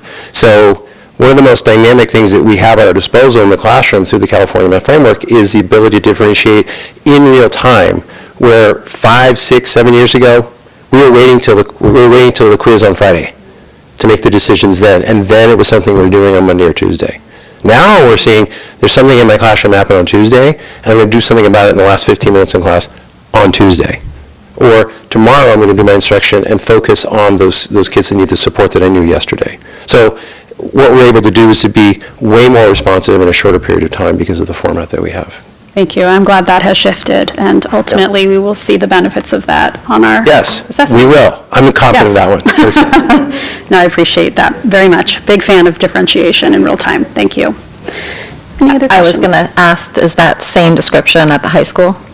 Just because I don't want to exclude the high school from the conversation. You have to, yes, it does. There's period.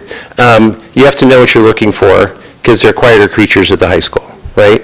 But those needs are still there. What teachers are looking for is a little more nuanced because, and they do. The teachers are seeing that and they understand where their kids are and they're being responsive by either pulling them in on the thank you, whoever did that, access period on Wednesdays, or in that period of time that they have for kids to do independent work, practice time, then they're going to pull kids aside and support them that way. So, yes. Okay. Great. Any other questions? Sure. And thank you very much. My question was similar to President Simon's, so thank you very much for that. So one of the things that I my first question, this is a really easy question. So DOK is depth of knowledge, is that correct? Okay, perfect. Just want to make sure that that's true. And then what I noticed when you were talking about RLS differentiating, it seems to me, and I have this written down, that the students take responsibility for their own learning. And it kind of seems like that was the case. Would you agree with that, or semi-agree with that, or? I would say I like the word right? When we talk to the students about the data we have, right? So let's take an example, and we'll do an exit ticket. And so we'll take that data in real time. So the kids have maybe they've answered one question on a particular topic related to what they're learning, and the teacher will give them an exit ticket, and the teachers will do a sort, a yes, no, anonymously, so there's no names attached to it, and they'll do a tally count on how many kids got the question right versus how many did not. So now the class, we now have data on how we're doing with this topic, right? So for example, we could have 12 kids that know how to do this particular question, and we've got 9 kids that aren't there yet. So what are we going to do about this tomorrow? So we'll have kids write, tomorrow when we're working on math, my goal is to ask more questions in my group, or be willing to explain my thinking when I'm working with others. And then when we come back to it the next day, we look at the data and say, okay, this is where we were yesterday. And so when we go and re-engage with this content, is it fair to say that we have people in this classroom that aren't there yet? Like, yeah, we have 9 kids that weren't here yesterday, right, or weren't there yesterday. So when we are working and going around the room, and this is inclusive to the teacher, so there's that co-piece, right? So it's co-facilitating. So the teacher is going around facilitating and supporting where they need it, because you've got all kids engaged, right, versus all kids in a seat seemingly engaged where they weren't necessarily engaged 5 years ago. So now we have every kid standing up and engaged, because if you're talking, you're standing, you're way more engaged than you were if you weren't, or sitting down, right? So that's where the teacher's going around and either providing the hints that the students need or the extensions that the kids are ready for, right? And that's just the time at the boards. But then we're pivoting back to that time that we need to, and I'll use this word accountable to us in this room, but we would not use that word in the room with kids, but accountability to where they are and their ability to demonstrate that they know how to do it on their own, right? Because that's ultimately what we're after. We need evidence that every student can do it independently, right? That all this work is leading up to that outcome, right? So then we're constantly checking if they're there or not. So just a quick exit ticket where I know that 16 have it and 9 don't, or whatever it is. I know I have some work to do as a teacher to support. And by the way, even though I made it anonymous, I know who those 9 kids are because I have on a slip of paper. So that's going to inform my ability to be responsive the next day when we're if I decide I'm going to do some small group instruction or encourage kids to take particular problems because I know they need help. So there's a lot more work that a teacher has to do in implementing the California Math Framework than they did 5 years ago. A lot more work. That's interesting, thank you. Yeah. And when I said that, I do want to say that I said that, I was thinking that in a very positive way, too. Yeah. So I just wanted to make sure that you knew that, yeah. And then my next question is, you said 8% of the students are taking a math class at the St. Helena High School. That's awesome. My question is personal finance count? Does that count as a math class? I mean, it counts towards meeting the graduation requirement. It's not A through G, correct? Yeah. So when we're saying the 80%, It counts as a G elective, sorry. Thank you. So yes, it does. Thank you. Okay. It checks off the G, but it's not in the math column. Got it, Right? okay. Yeah. Okay. Thank you very much, thank you. And I just have one last comment. Since the presentation is called PLC Practices and Differentiation, are we finding that these PLC practices are definitely making an impact? I mean, I'm sure teachers are blending math framework with these practices, but, are you finding gaps in those PLC practices? I'm just curious of how it's blending together. Blending together across the district? Sorry. You can speak to a site. I just figured that's the title of this presentation, and while we're talking about the 4 questions that go into the practices behind PLC, is that really strengthening the practice of differentiation, or are we still finding our ways in some respects? Sure. Again, and I feel like this is speaking for the primary and the elementary because we've done a lot of work together. I feel like those practices are the teams, they're their guiding light. Like without them, the conversations around differentiation are less structured, they're less organized potentially. They're non-existent if you're not doing it within the structure Okay. of the PLC, so I would say absolutely. Great, okay. Yeah. Okay, thanks. Yeah, the short answer is we are highly and fully engaged in the PLC process, both at the middle school and the high school. And both sites look different for different reasons, but everybody's leaning forward and everybody's showing up to do the work that we know we need to do around those practices, for sure. Thank you. Tom and Caitlin, thank you so much for spending part of your evening with us. Really, really appreciate it. And I just want to say that I'm very appreciative of the efforts of the PLC practices and differentiation. And I know the other board members always look forward to the good things that Dr. McClay is sharing about what's going on at all campuses in math. So thank you very much. Yeah, thank you so much. Thank you for your time. Thank you. Okay, we're going to move on to 8B, public hearing and consideration of approval for 2026 extended school year ESY waiver request. Okay, the public hearing for the extended school year waiver request. Sorry, Mr. Heller, I got so excited. Let me do a little intro first. Careful. Yeah, Mr. Heller. Good evening. So per California Code of Regulations 3043 and the Individuals with Disabilities Act, the district must provide an extended school year, ESY, program for special education for a minimum of 20 days, including holidays. However, the school boards, local school boards have the authority to grant a reduced amount of days, in which we're proposing 14 days, to provide the same number of hours within the school year. We've shared this model with the special education staff, and it was overwhelmingly supported to go to the 14 days just because of the certificated and classified availability and preference to work more longer days in a shorter span. And this has also been shared with special education parents at their March meeting, and it was supported there.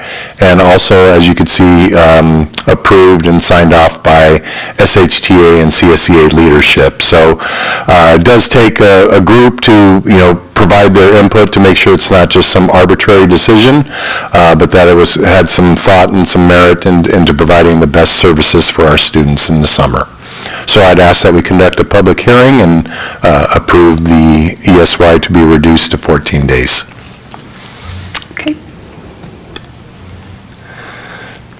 Okay, the public hearing for the extended school year waiver request is now open at 7:51 p.m. We now invite members of the audience to address the Board of Trustees on the extended school year waiver request only.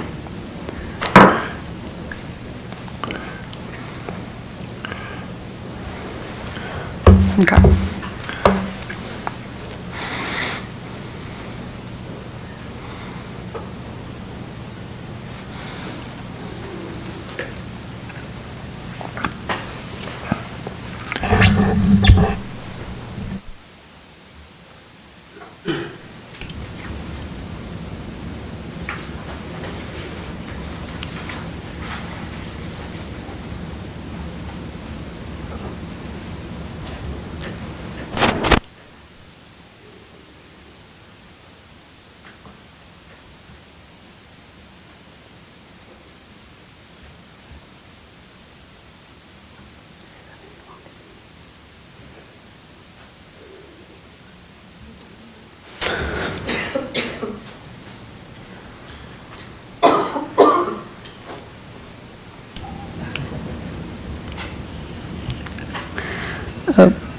Okay, the governing board has heard your comments and concerns, even though there were no comments and concerns, and we thank you very much for your input. The public hearing is now closed at 7:53 p.m.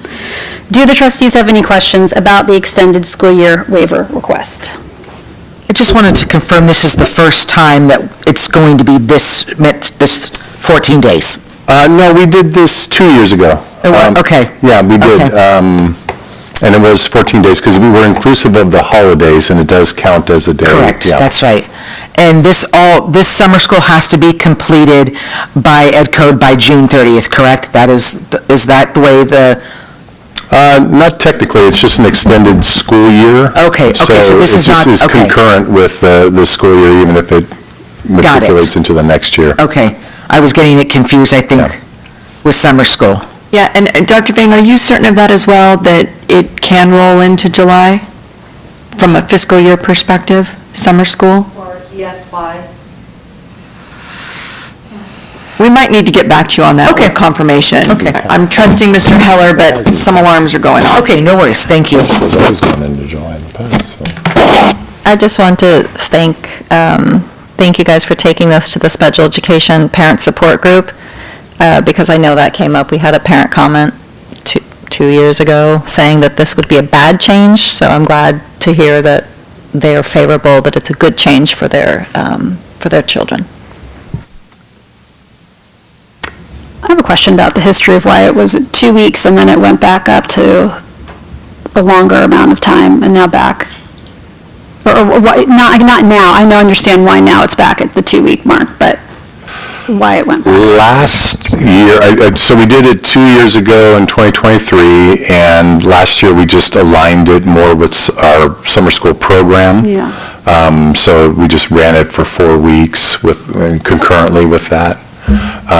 So it makes sense for us to go back to it this year because it's more of a standalone program. Okay. Okay.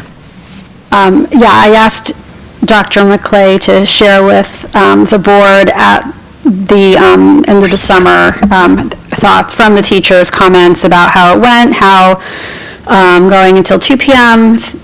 Was in regards to any issues with student burnout, fatigue, taking a look at any increased regression at the beginning of the year since, I know it's only 5 days, but I just had those questions and concerns, being our neediest students. Yeah, I hope it's a great program for families and kids, and looking forward to hearing more at the end of the summer. Thank you.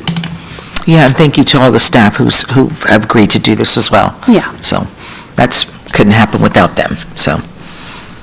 Okay, is there a motion to approve the extended school year waiver request as presented? I'll make that motion. Is there a second? I'll second. Mr. Hanson will conduct a roll call vote. Ms. Hanson. Ms. Hanson. I'm going to do that. Ms. Hanson, please conduct a roll call vote. I can't. Trustee Pelosi? Aye. Trustee Kirk? Aye. Trustee Wolf? Aye. Trustee Mora? Aye. President Simon? Aye. Motion carried. Okay, moving right along. 8C, approval of the 2026 through 29 College and Career Access Pathways Partnership, the CCAP agreement. Mr. Cinto. Good evening. So this is our agreement with Napa Valley College that you see every 3 years, which kind of shows our responsibilities, the community college's responsibilities, as well as the list of courses. You might have noticed certain omissions in the course listing on, I believe, I forget whichever page it is, that lists all the courses that we are authorized to run here at St. Helena High School. I'm going to pull a quick Mr. Heller. California Code of Regulations, Title V, Section 55255. Allows us to make amendments to those lists of courses because, as you saw in a previous principals report, I included the addition of physics, which is still being worked through in the department. So I have the assurance of Christine Tapia and Doug Marriott, the dean who oversees dual enrollment, that they're still working on that so we can add it at a later date. You'll also notice that some of the one-unit music courses are also not listed. The music department in Napa Valley College is reworking some of their staffing and agreements, so we hope to add those at a later date. Obviously, we're always looking to expand dual enrollment opportunities. As you see, we converted our old primary tutor class this year to Education 100, doing our part to hopefully raise the next generation of educators in California, given that supposedly in the next 10 years, 50% of California teachers are going to be retiring. So we're really hoping to make some headway there and advance more opportunities for our students to earn college-level credit. Great. Okay. Is there anyone present who wishes to comment on this agenda item? Okay, do the trustees have any questions about this agenda item? No? Is there a motion to approve the 2026-29 College and Career Pathways Partnership Agreement as presented? I'll make that motion. Is there a second? I'll second. All those in favor say aye. Aye. All those opposed say no. Motion carried. Thank you, Mr. Cinto. Moving on to communications. Oh, that's right, we have pulled 9A, thank you.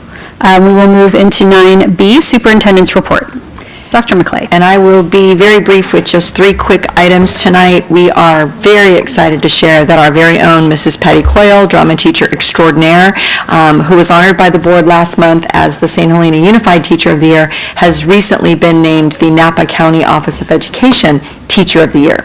So in addition to representing our district, Mrs. Coyle will represent the educators throughout our entire valley. She will also be moving on to the state level competition. And I believe they would be hard pressed to find someone with her skill and her reach. So we're super excited. We're all crossing our fingers that she continues to advance in this competition. In relation to Mrs. Coyle's exemplary teaching, we're also excited to be planning the very last vertical articulation day of the school year, which will be May 6th. That's an opportunity we have to honor all of our staff with staff appreciation. So mark your calendars for May 6th from 2:30 to 3:30, and staff is currently kind of finalizing plans for that.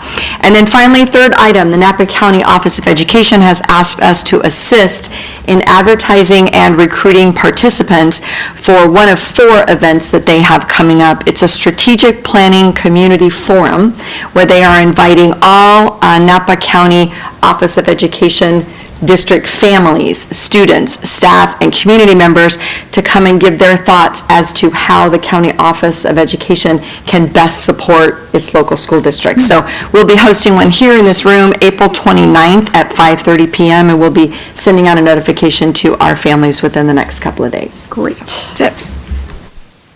Would you like board members to attend that? We would love board members to attend if you're available.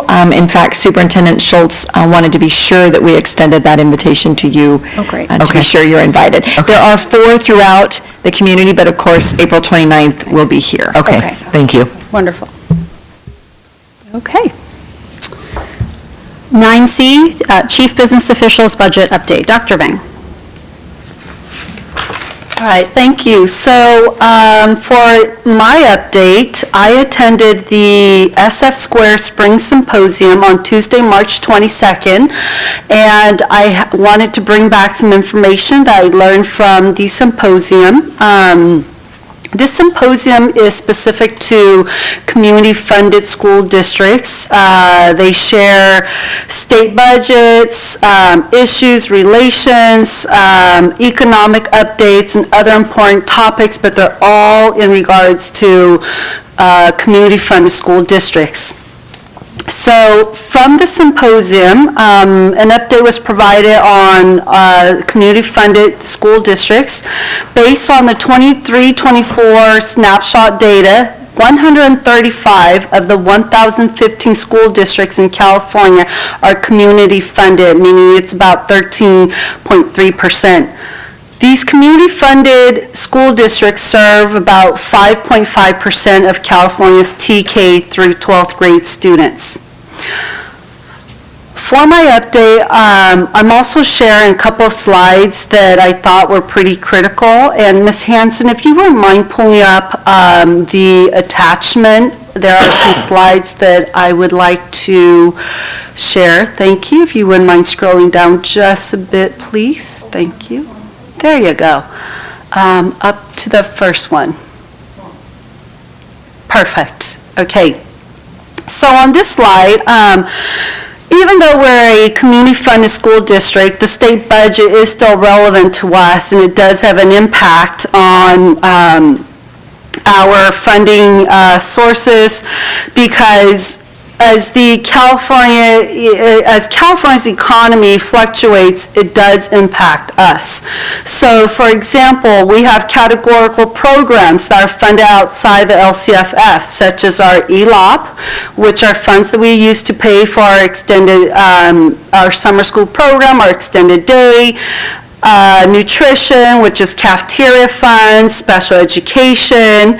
So, what has been happening in the last couple of years is that when state funding is exceptionally tight, the state has been known to suggest reductions to community-funded districts. So for us, it's critical that we're paying close attention because these are discussions that have been ongoing and they're still ongoing. So we want to always tune in.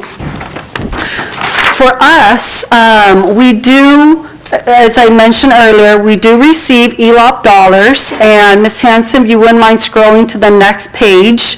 On the next page here, I've shared data regarding ELOP, cafeteria funds, and special education. So for that first table, I'm showing actual revenue that we've received for ELOP, and you can see from here that we're receiving less in ELOP dollars. This year, for example, we only received $234,000, whereas last year and the prior years, we received over $400,000. So you can see a decrease in our ELOP dollars, and based on what we're hearing, this is most likely going to be the trend, seeing a little less in ELOP dollars. The COLA for this year is 2.3%, so that does impact these funds.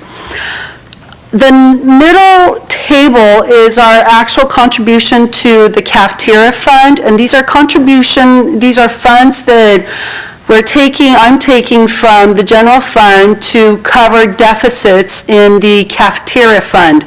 As you all know, we are currently implementing the California Universal Meals, so we are serving reimbursable meals, meaning that we are being reimbursed by the state and at the state and the federal level. However, when our expenses exceed what we're actually bringing in as revenue, then there needs to be a contribution. If you look at the table, for example, during COVID, we were actually, our contribution to the cafeteria fund was much higher because we hadn't implemented California Universal Meals and we weren't receiving one-time cafeteria funds. Between 2020, the fiscal year 22-23 up to last year, we actually received quite a bit in one-time funds. These were the kitchen infrastructure training, AKA KIT funds. And with these funds, we were able to use these funds to not only supplant but supplement our cafeteria funds. So we were able to purchase equipment, materials, fresh fruits and vegetables, milk. And so that really helped our cafeteria funds because it meant either no contribution from general fund into cafeteria or it was minimal. However, if you look at this school year, being that we've expensed all of our one-time funds, we do not have any more remaining KIT funds. We are projected to contribute $274,000 into our cafeteria funds. On the third table, when we're looking at special education is another funding source that we do get from the feds. We do get some state funds for this too. However, it's never sufficient, so there's always a contribution from general funds into special ed. And if you recall, in every budget report, there's always a table where I show the estimated contribution into special ed. So again, even though we are not state funded, we don't fall under LCFF. Whenever there are, the state's economy fluctuates, it does impact us. So we want to lean in and pay close attention to what's going on with the state. This year's symposium also included a special presentation on California property taxes because, after all, it is about community-funded school districts which are funded off of property taxes. So what I learned from the presenters is that a standard parcel reassessment can take take up to 13 months before it's finally incorporated into a secured role. On the next page, Ms. Hanson, is a slide that I thought was pretty interesting because this slide shows how hidden delays in property taxes could impact us in terms of our property tax changes. So there are at least 4 reasons here, 4 examples that the presenters share and how these changes can impact our property taxes. So for example, the first one is an assessment appeals. Applicants can appeal to have their assessed value, their property assessed value reassessed. And when that does happen, appeals can delay final valuation anywhere from 18 to 36 months, meaning that we may not see in our assessment roll until much later. And if it's an appeal, chances are they're asking for a lower assessed value, meaning that if that's the case and that does get, approved, it impacts our property taxes because we're going to receive less, right? So these are just some examples that they shared with us. And then on the bottom slide, they also share how big swings in property taxes can also affect school districts like ours. Bottom line is, we need to work closely with our county assessor's office. We need to be conservative, especially in these volatile times where there are lots of uncertainties, and we need to know what's going on in our county. We've heard this from John Tudor, and we've seen this in the paper. The wine hospitality industry in Napa County, not just in Napa County, but around us, they aren't doing as well as they used to, so that can impact us. So if you look at that third item there, it says large parcel exposure. Reassessments or appeals on major properties, especially with the wine and hospitality industry that I just shared, these can also move our district revenue by several percentage points. So again, just being cognizant of what's happening around us in our county that may impact our property taxes. On the last page, it was interesting because the presenter, these are his exact words. He said, these are the 7 asteroids that can hit at any moment for community-funded school districts. And so really, these are like the 7 emerging risks in California's property tax landscape. These are all the different things that are happening. And again, we just need to tune in, pay attention, know what's going on in our county, work closely with our county assessor. Bottom line, School Services of California is strongly recommending a higher fund balance for community-funded school districts. On that very bottom, at the bottom of the page, and I apologize, it is small, so you probably can't see as well, but I did want to share the district's property taxes in the last 3 years that I've been here.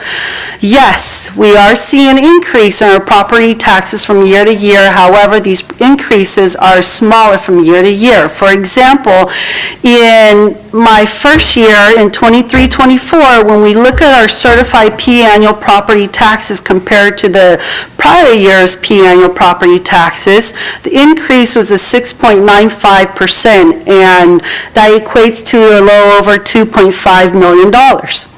In my second year here, our percent increase compared to the prior year was 5.12%. So you can see there's a decrease, and then this year at P1, it's at 3.92%. And I do want to share that just about 2 days ago, I did receive from our county office the certified P2 data, which shows a 3.95% increase. So again, we went from a 6.96% increase to a 5.12%, and we're standing at 3.95% as of P2. And until we see P annual, this is where we're at. So as I work on on next year's budget, I will be using the data that I currently have to help build the budget for next year. But I wanted to thank the board for allowing me to attend the SF Square Spring Symposium. It was, I learned a lot. There was lots of great information, and I'd be more than happy to share more if the board has other questions. Thank you. Okay. Any questions, trustees? Dr. Vang. Was there any, like, real-time discussion or examples from other community-funded districts there that they're finding a lot of businesses going through a reassessment process? I mean, is that a trend that's really prevalent?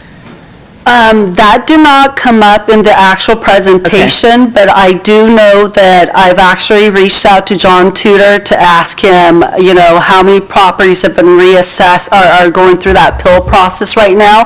He did send me a list, so I do have that information that I can share with the board. Okay, just would be great to know how many we're looking at that, I mean, and, given that it could take 18 to 36 months, just to be aware of it, to educate ourselves. My second question, and just bear with me because it's always I need to always have a good refresher. On that last slide, in the yellow highlighted, the 1.6 million, yes, that's the dollar increase, but that money has already been allocated for salaries and compensations and everything that we've done in this past. So this is not, newer revenue that's come in. That's already out the door, right? Correct, because if you recall in second interim, there are budget assumptions, there's a budget, and that budget already accounts for these dollars, and then thank you to the board, you did approve a raise, and that comes out of... Sure, okay, just want to make sure that we're not looking at that and saying, oh, okay, there's untouched dollars or something, but those dollars are already spent. Okay, thank you. Those are my questions. Okay. I have one. When you were talking about the annual actual contribution to cafeteria and the projection in red there, 274, is that something that comes out of general fund, or do we have to pull that out of reserves to pay that? So that comes out of general fund, and because I just completed second interim, presented that in February, I believe, was it February or March? February.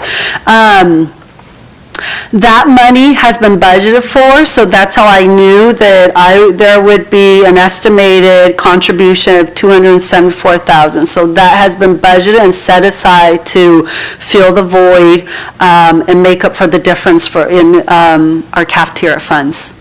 So as you're budgeting, do you kind of keep that in mind that this could reoccur every year to keep, I mean, it's a big chunk of money to have in there, so you just kind of keep that in the back of your mind that could be an expense we weren't planning? It is an expense. It's not that it could be, it is, right? Because unless we're receiving one-time dollars to help offset the costs, or we're getting more, unless the reimbursement rates increase for both at the state and the federal level, then, this is the name of the game. It's a contribution. If you aren't bringing back in enough of a reimbursement, there needs to be a contribution. Thank you. And Trustee Wolf, there's been years, like early on when I was on the board, that there was a couple of contributions that were in the 400,000s that aren't even on this list. So I think one year was even close to 500,000. So in some respects, it's gone down, but it seems like it's trending upwards again. Yeah, so for example, in 2021, 2022, our actual contribution was 450,000. Mm-hmm. Well, so on the revenue side, I'm sorry, were you? No, I did. I'm sorry. On the revenue side, the ELAP, so that looks like that's continuing to, is it projected to be going down, decreasing each year as well? It's gone from 420,000 to 234,000, so that's projected to decrease each year as well. Unless our unduplicated pupil count increases drastically, based on the pupils, we will most likely not see a drastic increase because there is a formula that the state uses to calculate the ELAP dollars, and it is based off of unduplicated pupils. And with our decreasing enrollment and our unduplicated pupil count, it does impact ELAP dollars. Mm-hmm. And I just want to share, I sit on the Treasurer Oversight Committee at Napa County, and we have a quarterly, no, we have 2 meetings a year. Our last meeting was in February, and one of the things that they did mention in the conversation was that that there are many large wineries and property owners, like vineyard owners and things, who are asking to be reassessed at this point, the value of their properties. So that's something that, like you said, we might see that in the next, a year and a half to 3 years. So simple. Trustee Kirsch, thank you for sharing that information and attending those meetings.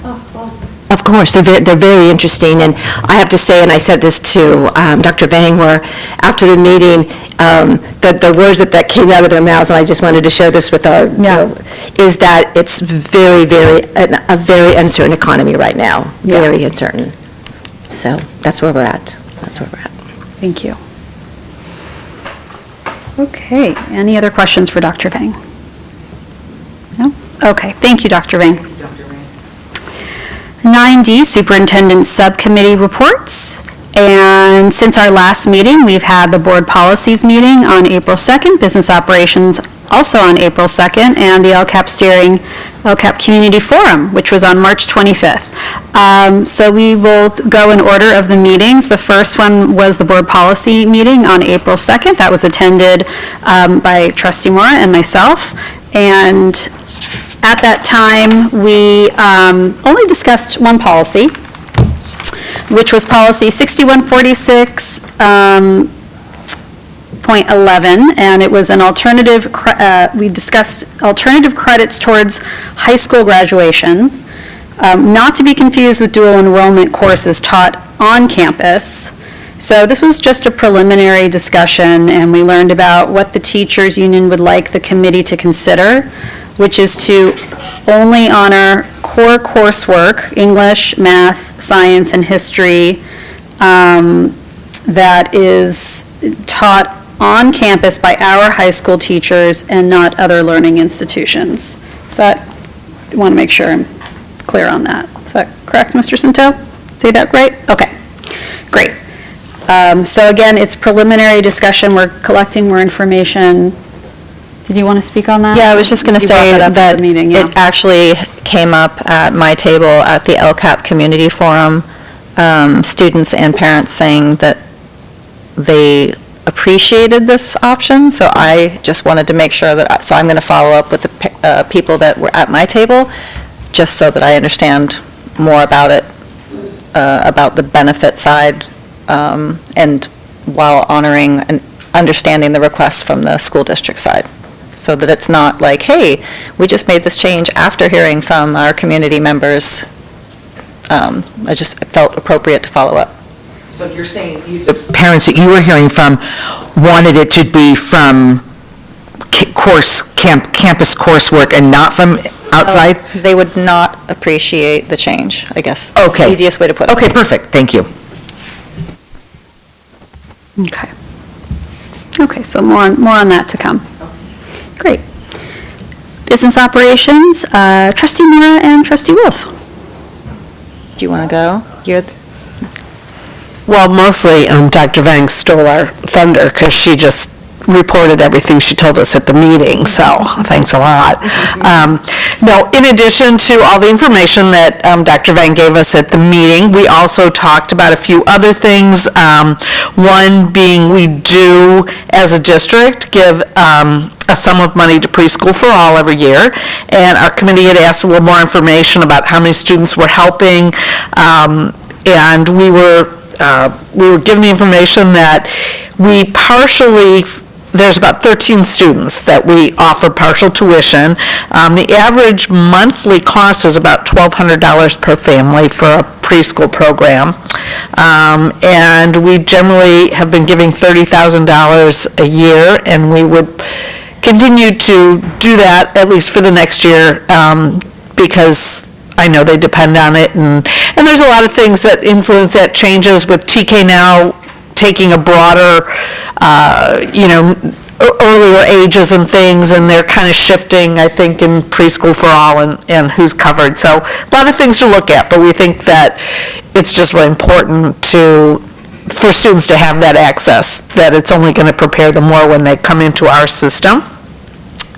Before you move on to the next one, just to be completely transparent to this group, there was a discussion on if it's appropriate to use school district funding to donate to preschool now that we have TK, fully implemented TK. So I just wanted to share that. Right. Exactly. So but we thought timing-wise, we're just going to, keep as we were right now. And mostly everything that Dr. Vang talked about were things that we did talk about, some of the issues. Anything else that I missed? Well, the only thing, we also discussed raising the facility rental fees.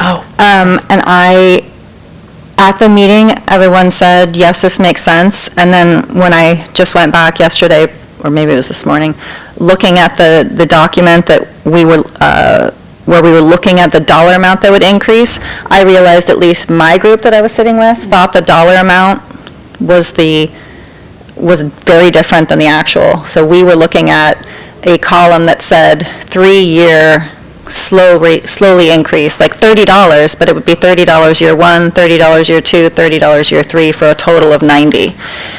Our group thought it was $30 total increase. So I just want to make sure that we revisit with the Business Ops Committee the actual, make sure everybody, maybe we're the only group that got it wrong, but I just felt that it was appropriate because there's so much pushback in the community for the nonprofits with raises and fees, because it just pushes back to the nonprofits, which are community members and then usually student athletes, when I think of the typical community nonprofits that use our facilities. Mainly, I guess it would be fields and auditoriums, I think, are the biggest usage. And I think a big thing to add to that is kind of scaling back. There were quite a few differentiations. You're a nonprofit that does this, that does this, there's going to be not-for-profit and profit. And because the fees for our facilities have not changed in many, many, many years, and we just thought, do we want to come up to helping us out without the community feeling like we can't use the facilities as part of our community? So we're trying to come up with a happy compromise that helps us out a little bit, but doesn't shock the community and make it feel like we're not accessible. So that's still under discussion. Not passing off any type of maintenance, but just like it costs more for electricity, it costs more to clean, just to clarify. It's not about facility maintenance. And I would say on that note too, because it's a commentary that I've been privy at the grocery store to be heard, is it's just communication as well, because I think for many, many years, many organizations were not charged anything. And so I think it's just breaking habits that they don't understand why there's been a change. So it's just, it behooves us to get ahead of that messaging, to explain electricity is more, maintenance is more, cleaning is more, and things don't always stay the same. But I think it's the blindsiding that has left a bad taste in some organizations' mouth. So we just need to be proactive. We also talked about implementing either an insurance policy where people would take out, or some kind of deposit, because we have had issues in the past with some damages, and we said that's just the easiest way to do it. You either pay up front and you get a policy for something, or a deposit, so if there is any damage. It's pretty standard practice. Exactly. So.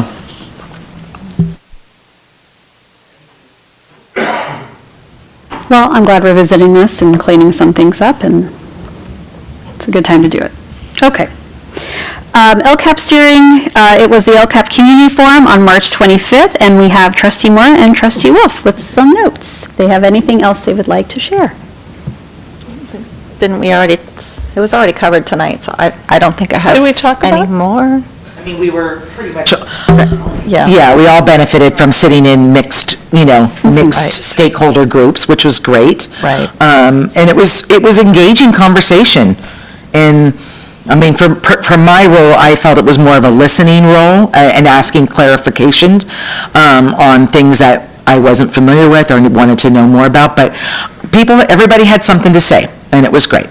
great. I think it was interesting because each group seemed to have different focus. Like my table was really focused on technology and social media and, too much use of electronics, but then I talked to some other people and they were talking like their group really were focused, and that wasn't what we were prompted. It was just interesting, the conversations that came out. Like the group of people I was with, this was the big thing on their mind, but other people had totally different issues. But it was very engaging, and I think people really enjoyed being there and sharing. Thank you to Mr. Heller and all of your staff and everyone that did everything. Thank you. Okay, we're going to move on to 9E, St. Helena Teachers Association, report to the board. Great, thank you, Mrs. Bond. Hi, everyone. I'm Angie Bond, third grade teacher and also the membership chair for the SHTA, and I'm here because Mark couldn't make it. I'm here on behalf of our association.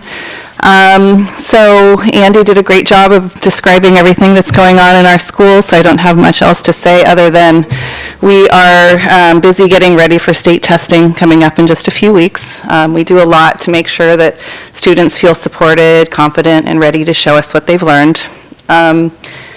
And then I just want to mention, as we move into the final stretch of the year, I know that we're preparing to go into negotiations again in the coming weeks. And as you can see, well, not anymore, but earlier there was a lot of teachers here that have a lot of passion and feel really dedicated to our district and students. And we know that the strength of our schools comes from the people that are working in them every day.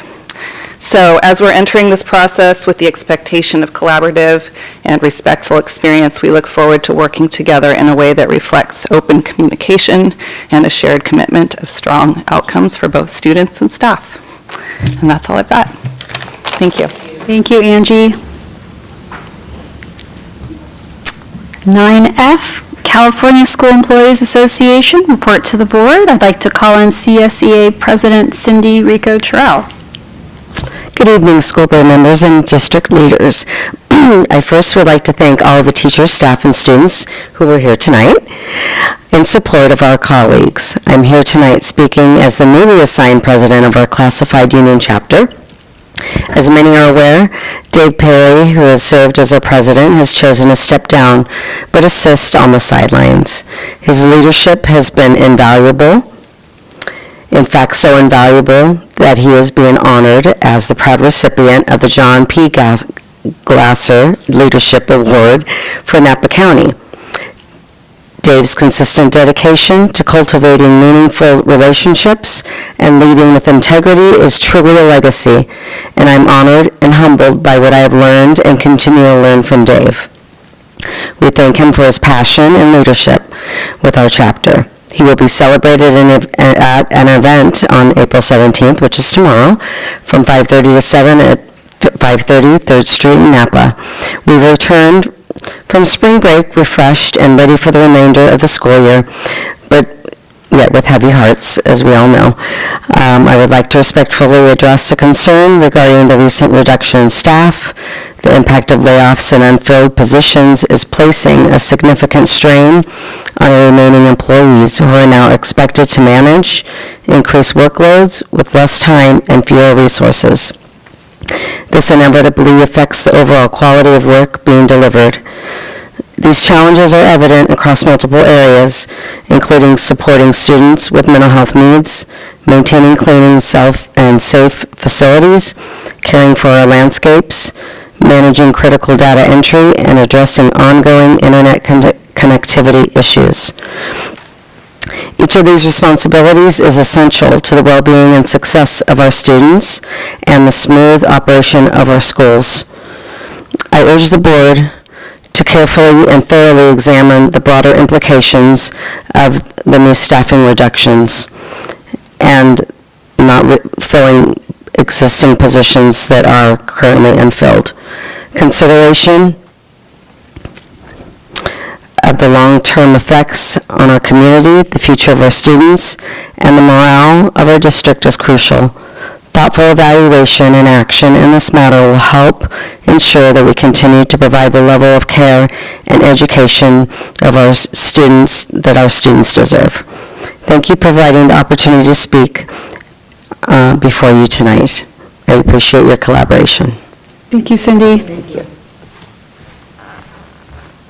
Okay, and as always, items 9G through J are the principals' reports, and these are written reports from our site principals, and as always, we appreciate you compiling those for us and highlighting student achievement and parent participation. Thank you very much.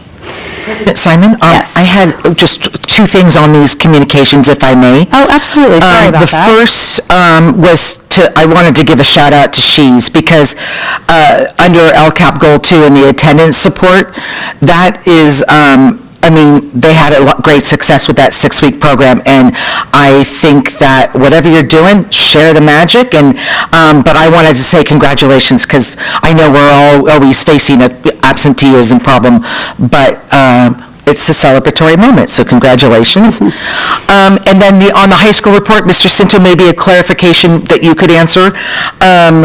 There was a comment on the high school night it's for the incoming 9th grade parent nights.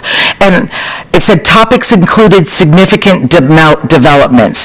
And I just feel as a community member, it might be beneficial if I know what some of those significant developments are, if somebody were to stop me in the grocery store. Is there something you could share with us to tell me what those are? That would be great. Is that okay? All right. Sure. Okay. Thanks. I'm going to have to pull it up in a second. Okay. Give me 1 second. I could tell you right now, some of those things are like expansion of dual enrollment. Well, let me just tell you right now. Okay. I'm pulling it up right now. Okay. I'm sorry to put you on the spot. I just felt like if they're significant, maybe we should have we should know. Going in order, advisory program, which we're 2 years in, expansion of dual enrollment, 10 career technical education pathways, okay, integrated math 3 with pre-calculus, student congress, wellness center, girls flag football, and then there's some other awards and recognition we've received over the last couple of years that we got. Okay, great. That's it. Yeah. Thank you. Thank you. That's it that I had. Thank you. Okay. Okay, we'll move on to business operations. 10A, review of 2026-27 budget assumptions. Dr. Kavang. Thank you, President Simon. So as I'm getting ready to work on next year's budget, I am sharing with the board the budget assumptions. For the most part, the budget assumptions are more or less the same. However, there are 3, what I would probably consider more of the significant updates that I wanted to bring to the board's attention. The first is, let's see if I can bring mine up. Property tax revenue for next year's budget, including the 2 out years, property taxes are budgeted at a 0% increase above this year's estimated actuals per Napa County's Assessor Recorder, County Clerk John Tudor's recommendation. And then the second assumption here that I think is significant is the fact that the district will no longer be a district of choice come next school year. And so with that, at the October 9th regular board meeting, the board voted to transition to inter-district agreements versus DOC. So that's another big change. And then the last item here would be summer school. Pending the board's approval of contracts that you're going to be seeing, contracts over $25,000. If approved, summer school would be would be provided by the Boys and Girls Club through our extended partnership with Boys and Girls Club. All right, thank you. Okay. Is there any public comment on this agenda item? Great. I just want to ask a couple questions, because, and I know you can't answer them, but it's just food for thought. That was something new for me that I had just read tonight, that summer school is going to leave the district and go to Boys and Girls Club. So I never heard of that. And I was just wondering if maybe some communication hadn't happened, or was it discussed, whether that was discussed as an option? Are we moving away from having it on our campuses? And I also read in that they're talking about putting kids on devices at Boys and Girls Club during the summertime. Is that, so anyway, I know you can't answer those things, but those are things that are concerning to me as a teacher. One that I didn't know about that was an option. And did we look at any other options, and where kind of this was coming from? So those are my main things. Thank you. Okay. Sorry. Thank you so much. Staff will reach out to you and update you on, answer your questions for you. Absolutely. Thank you for asking those questions. Any other questions? Okay. Do the trustees have any questions about this agenda item? Okay. 10B, approval of the 2025 Measure B and C bond audit reports. Dr. Vang. This will be the last year that you'll see Measure B and C bond audit reports. We've spent all of our remaining funds for Measure B and C bond dollars as of last school year. So these are our final audit reports. The audit reports contain unmodified opinions, which is the best opinion you can get for an audit report, meaning it's a clean report. There aren't any concerns that the auditors found.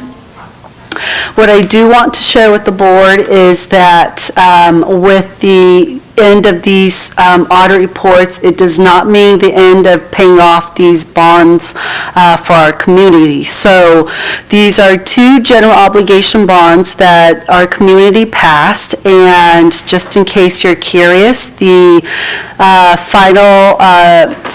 current final maturity date for the election 2010 series, which is the Measure B actually. Bottom line is, for both Measure B and C, taxpayers will be paying this off in the next 12 years. So it'll take about another 12 years because the last maturity date is dated in 2038. So, and that's as of August 2nd, 2025. So the next report won't come out until August of this year, meaning then there'll be 11 years left on these bonds to pay off for our community members. And I think that's all I have to share, unless the board has any questions on this audit report. Okay, is there anyone present who wishes to comment on this agenda item? Do the trustees have any questions about this agenda item? No, but congratulations on a clean audit. That's always a good feeling, so, to you and your staff. Okay. Is there a motion to approve 2025 audit reports for the Measure B and C bond program as presented? I'll make that motion. Is there a second? I'll second. All those in favor say aye. Aye. All those opposed say no. Motion carried. 10C, approval of contracts over $25,000. Dr. Bang. We have several contracts over $25,000. The first being the University of Pacific. I believe the high school had a positive, successful experience with this program. And so with donated funds from Pope Valens Optimus, the high school is planning on continuing with this program, summer program for rising 9th through 12th grade students.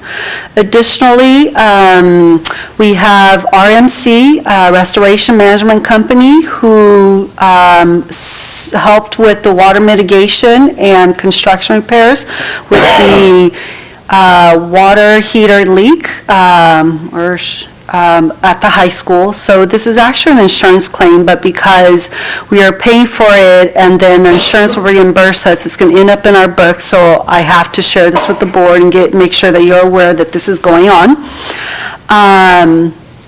We also have 2 contracts with Boys and Girls Club. The first is an amended contract, and the amended contract is adding an additional $50,000 for a total of $110,000 for this year's contract. And the amended, the additional amount is, again, to extend our partnership with Boys and Girls Club so that they can support us with the summer school implementation for this summer. We also have a contract with Boys and Girls Club for next school year, should the board approve this, to provide extended day services not only during next school year, but also the summer of 2027. And this would only be for TK through 6th grade students under the ELOP funds. Is it TK or K? TK. TK. Okay. For next year. For next year. And then the next contract is with Nature Bridge. This is the middle school's end of the year field trip that they take every year. There are approximately 12 chaperones who will be attending as well. And then we have a contract with Sterling. We have 3 contracts that I'm also bringing forth today. One is for our 3rd grade students, incoming 3rd grade students at the elementary school for Chromebook refresh, Chromebook devices, student Chromebooks. And then we also have a second contract to purchase Chromebooks for incoming 6th grade students for next school year. And then a 3rd contract for Chromebooks for our incoming 9th grade students at the high school. And that summarizes our contracts. Okay. Is there anyone present who wishes to comment on this agenda item? Do the trustees have any questions about this agenda item? I do. I want to talk about the computer refreshing aspect. I know there's been discussion about, changing our cycle from 3 to 4 years, but where we are right now is a 3-year cycle. Do we know the answer if we could just buy warranties on anything that we have currently rather than refreshing? Can we buy another year of warranties? Do we know? We can, I believe we can extend it, however, it's more expensive doing it that way, is my understanding. Not to mention some of these devices, because even though they are usable and they're still in good condition because they are older, they may not be able to upgrade. So when there is a software upgrade, we may not be able to upgrade, which doesn't help, even if the Chromebook is in good condition. Yeah. So as a trustee, I'm having a hard time approving all 3 grade levels at this particular point. I think, I know we run a risk that you come back to us in a month or 2 months, and given what's going on in our national economy and whatnot, the pricing could be different, and it's a gamble to wait. If I'm inclined, I'm also trying to be financially thoughtful. And if I was going to support anything, I would support the refresh for the 9th grade, because I think at that grade level, the devices are more vital to their education, and they're used more. I don't want to say that they're not important in 3rd and 6th grade. That's not what I'm trying to say. I'm just trying to prioritize in my mind spending not $180,000 right now on that, and maybe $90,000 is what I think the difference is. I may be a lone island on this topic, and that's okay, but that's just where I'm feeling right now, because I think we have to start looking at this a little bit differently. And I will stop there and share more if people have questions, but I just wanted to let you know that's where my thoughts were at.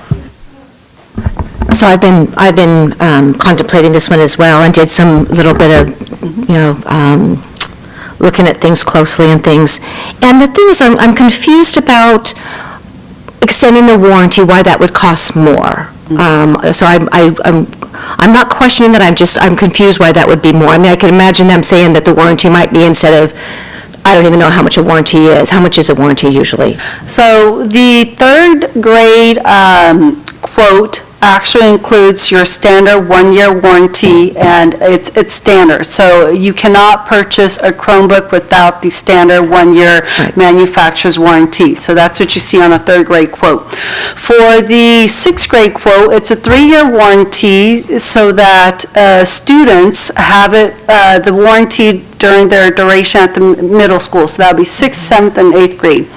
Then the 9th grade Chromebooks have a 4-year warranty, again, for the duration of the high school, 9th, 10th, 11th, and 12th. And what we have found when IT Director Derek Machado was here is that when we didn't purchase the extended warranty and we went with the standard warranty, what we found at the middle school and the high school that was actually more costly in that sense, because these students these are basically traveling devices. Students are carrying it with them, they're taking it home, and so there's just more wear and tear, and because of the wear and tear, it would cost us more to actually send these in for repairs.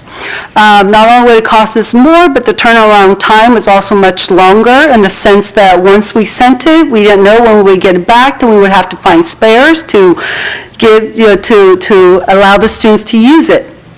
So as we were looking at our past, experience, what we were experiencing with students, especially at the middle and high school, we felt that it was necessary to do a refresh at the beginning of each of these grade levels, and to ensure that we had warranty to cover the duration of the middle school and the high school years, because it was more cost effective that way. And the warranty also allows us to have a much quicker turnaround, as fast as a 1 day, because we can even get the vendor to come out to us, so we wouldn't have to send the devices to them. And because we have these warranty, we've worked closely with our our librarian media techs at the middle school and high school, so that they're trained to deal with the lower level tickets with these Chromebooks, so they can actually work directly with the vendors when repairs are needed, so it doesn't have to go through our IT guys. And so what we have found is that by doing it this way, it's actually a cost saving to the district versus waiting until, not purchasing the extended warranty and not doing it this way. Because if you recall, it's my understanding that we used to purchase Chromebooks for an entire school when we first started doing this at a time, and that was not cost effective, nor did it help us in terms of having a system that would actually work for our students as they move through the grade levels. And so our former IT director and I, we had quite a few conversations, and he's worked, closely with the sites, and this was the plan that we had put in place prior to his departure. Manufacturers, let's say, what am I trying to say? Sorry, my brain is starting to go. But a Chromebook is kind of guaranteed to last at least 3 to 4 years, right? Is that that's what I'm trying to say. The average lifespan of a Chromebook is 3 to 4 years. It's actually about 5 to 7 years. Okay. Mm-hmm. Okay. Mm-hmm. Okay. Do the 3rd through 5th grade students take their Chromebooks home, or do they stay at campus? Primary and elementary, their Chromebooks stay at school. In fact, principals, correct me if I'm wrong, but my understanding is they actually stay in the classroom. So the kids are using the classroom. They're not, traveling with it in between. So there's just less wear and tear, and that's why we purchased for the 3rd grade refresh. It's just a Chromebook with the standard 1-year manufacturer's warranty on it. Trustee Pelosi, I hear you, and I do agree with you. I would be interested in not refreshing at the elementary school level because there isn't the transit. I have a middle schooler and a high schooler, and I see both how they care for their Chromebooks. I'd say the high schooler is much better than the middle schooler. But given it's the first year, if we decide not to do it, I would like to to have the support if some things go wrong or things can't be updated, that they're helping at one school and not two. Maybe we refresh, not take away, but delay refreshes a little slower based on campus and see how it goes. And if I can chime in, that was actually going to be my recommendation, is if we're going to pull a contract, I would recommend that we pull the third grade one, because we have sufficient spares that we can make this happen without refreshing the third grade. However, I would be a bit more hesitant with the sixth and the ninth grade refresh, only because we, do not have enough spares with the warranty. So if we needed repairs, it would actually end up costing the district more, because sometimes these repairs are more than the Chromebook, and then it's like, let's just buy a new Chromebook versus trying to repair the Chromebook itself. So that would be my recommendation as well. So to clarify, they won't refresh in third grade, that group will refresh in sixth grade? Yes. And hold on, okay. So we'll just move forward if the board agrees with the sixth and the ninth grade contracts for sixth and ninth, and we can do without the third grade one. Okay. With that said, so if I recall, you said the sixth grade it's a 3-year warranty. Yes. Could we extend that to a 4-year warranty with this purchase right here? Yeah. So we can extend both the sixth and the ninth for 4 years then? Because it sounds like the ninth grade is a 4-year warranty. So maybe we do, so that they're on the same.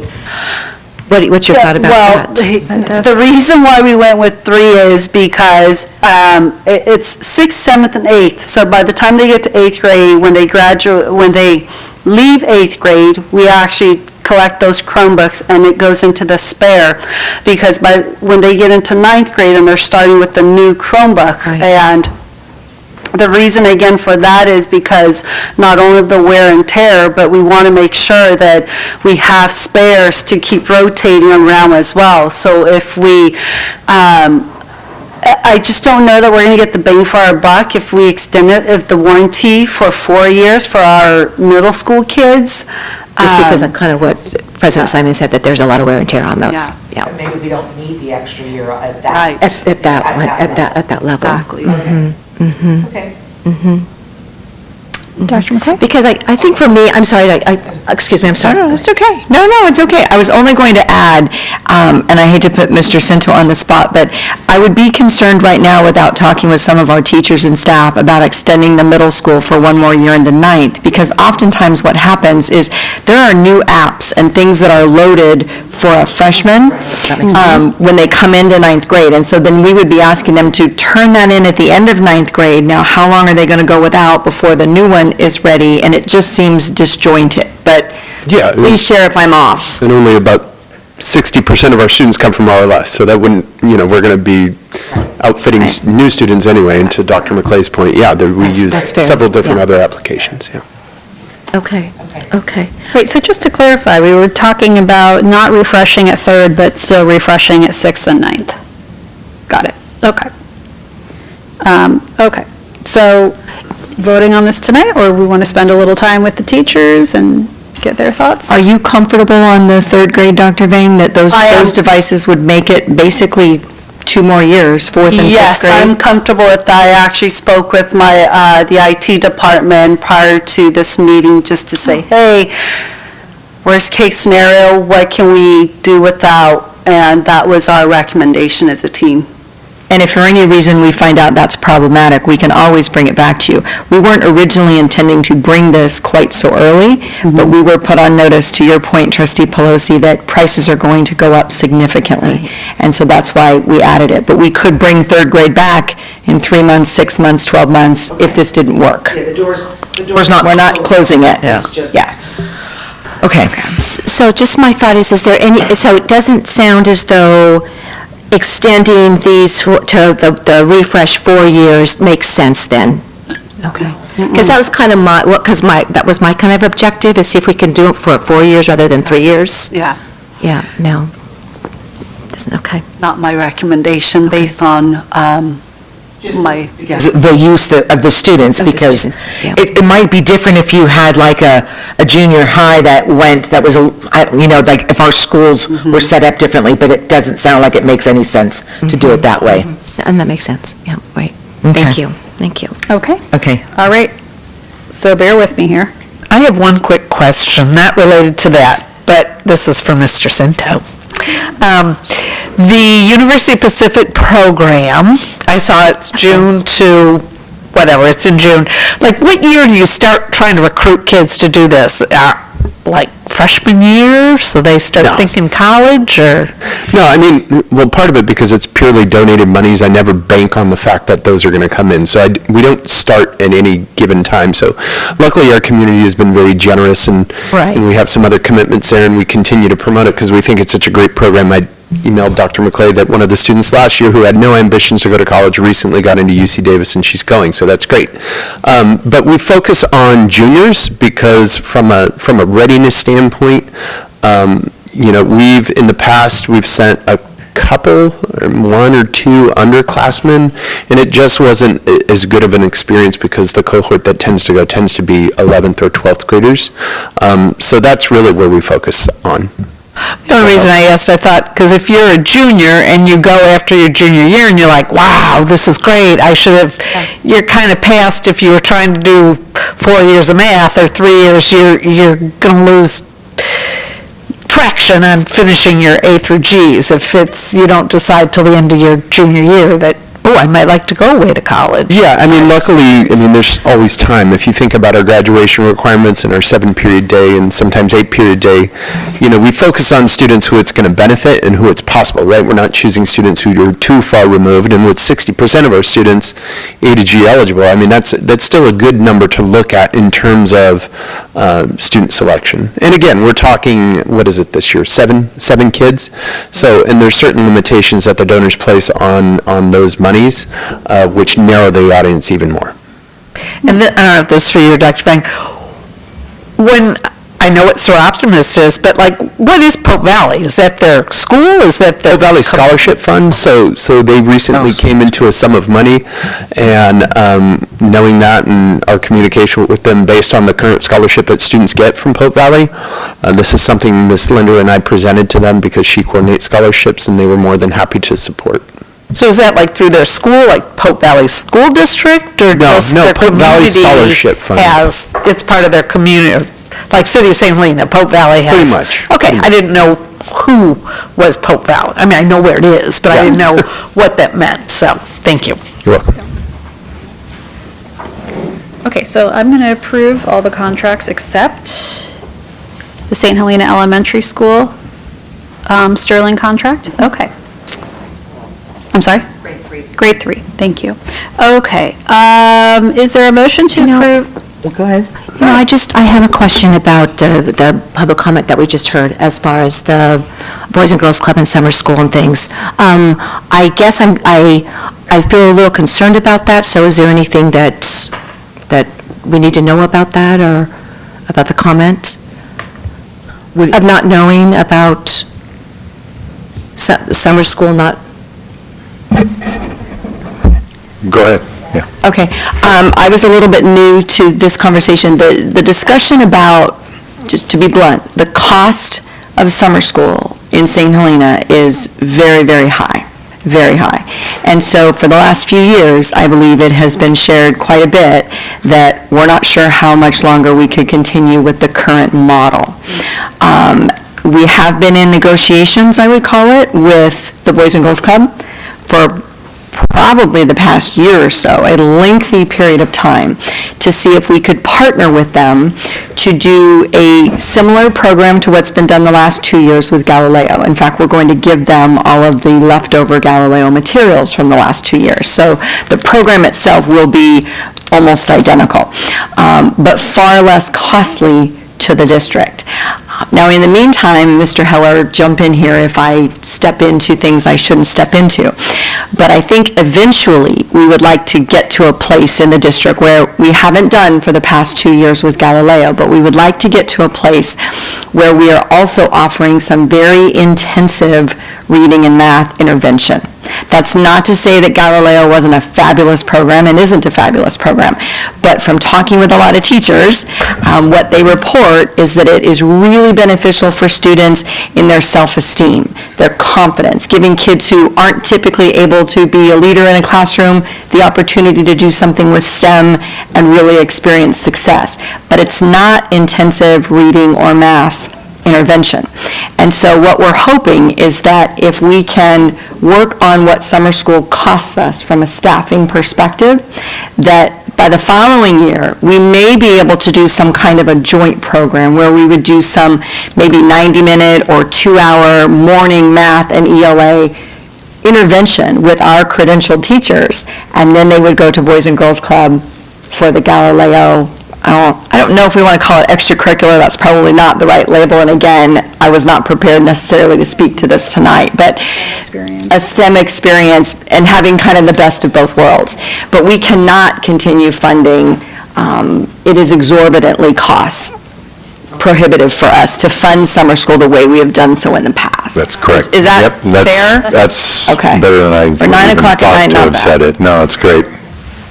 So there's still, it's in progress still then, as far as certainly the Boys and Girls Club's contracts are on today to approve, but there is still conversation as far as kind of what it might look like with next year. I am a huge proponent of, for kids who need specific, targeted, intensive intervention, summer's a great opportunity, whether it's a 2-week boot camp or a 4-week or whatever that may look like. We can't do both, obviously, right now.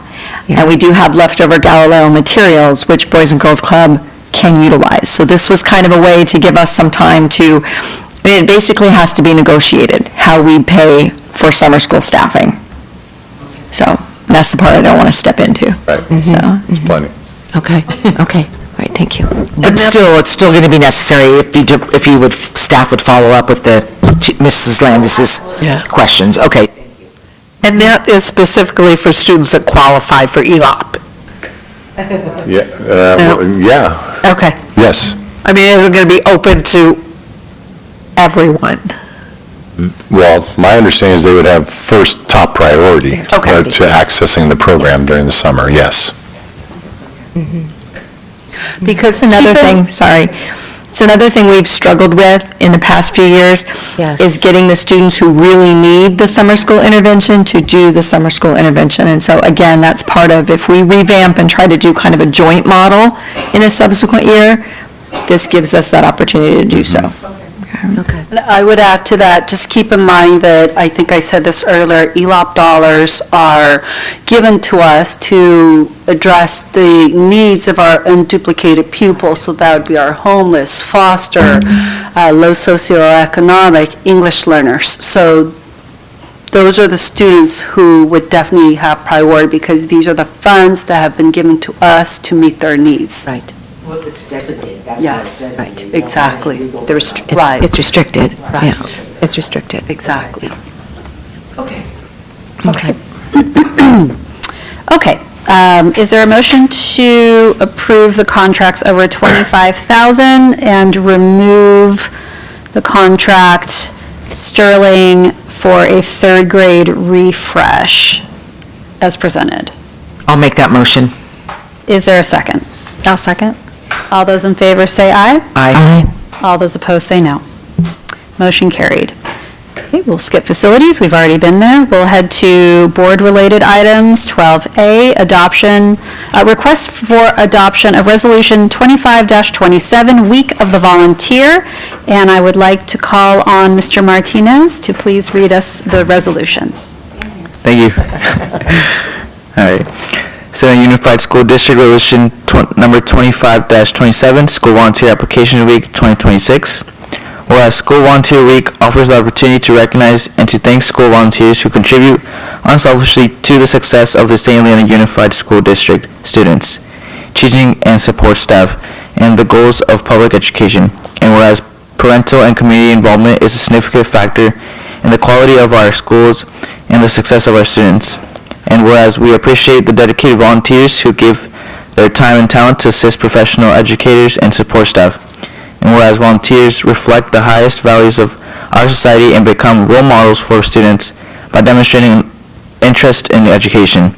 And whereas volunteers are called upon to assist teachers and staff with the day-to-day activities involved in providing a quality education for our students, and are an important part of our team that strives to ensure that each and every one of our students succeeds. And whereas it is fitting to support the goals of this observance as when parents, schools, and communities work together in preparing today's students for tomorrow's world. Therefore, be it resolved that the governing board of the St. Helena Unified School District recognize the week of April 20th, 2026 through April 24th, 2026 as School Volunteer Week. Okay. Okay, great. And I have to say, I cannot thank you enough to our parental and community involvement. It is much appreciated, and couldn't do it without them. So, always appreciated. 12B, Wellness Policy, 2025-26. President Simon? Yes. Sorry, I think it's an action item, that resolution. I think your script is missing, but... Yes, it is. Or maybe it's, okay. So, do we have any, hold on one second. Is there anyone participating who wishes to comment on this agenda item? Do the trustees have any questions about this agenda item? You got this down, you know it. Any questions? No. Okay. Is there a motion to approve resolution, request for adoption of resolution 25-27, Week of the Volunteer? I'll make that motion. Is there a second? I'll second. You can go. I'll second. Okay. All those in favor say aye. Aye. All those opposed say no.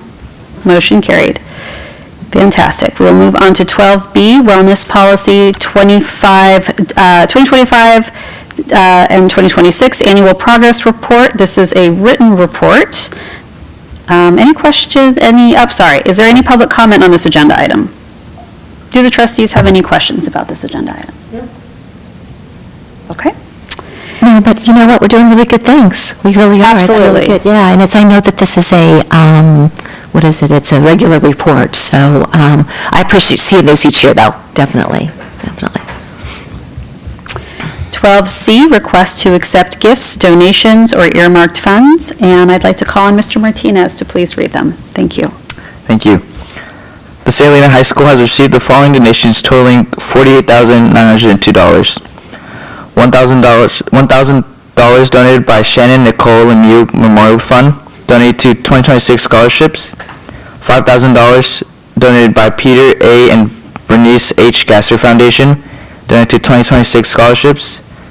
$1,000 donated by Carmen and Gail Policy,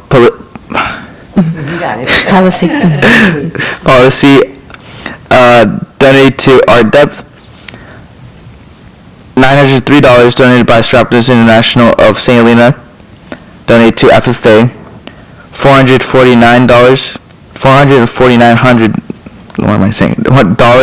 donated by Strapless International of St. Helena, donated to girls basketball.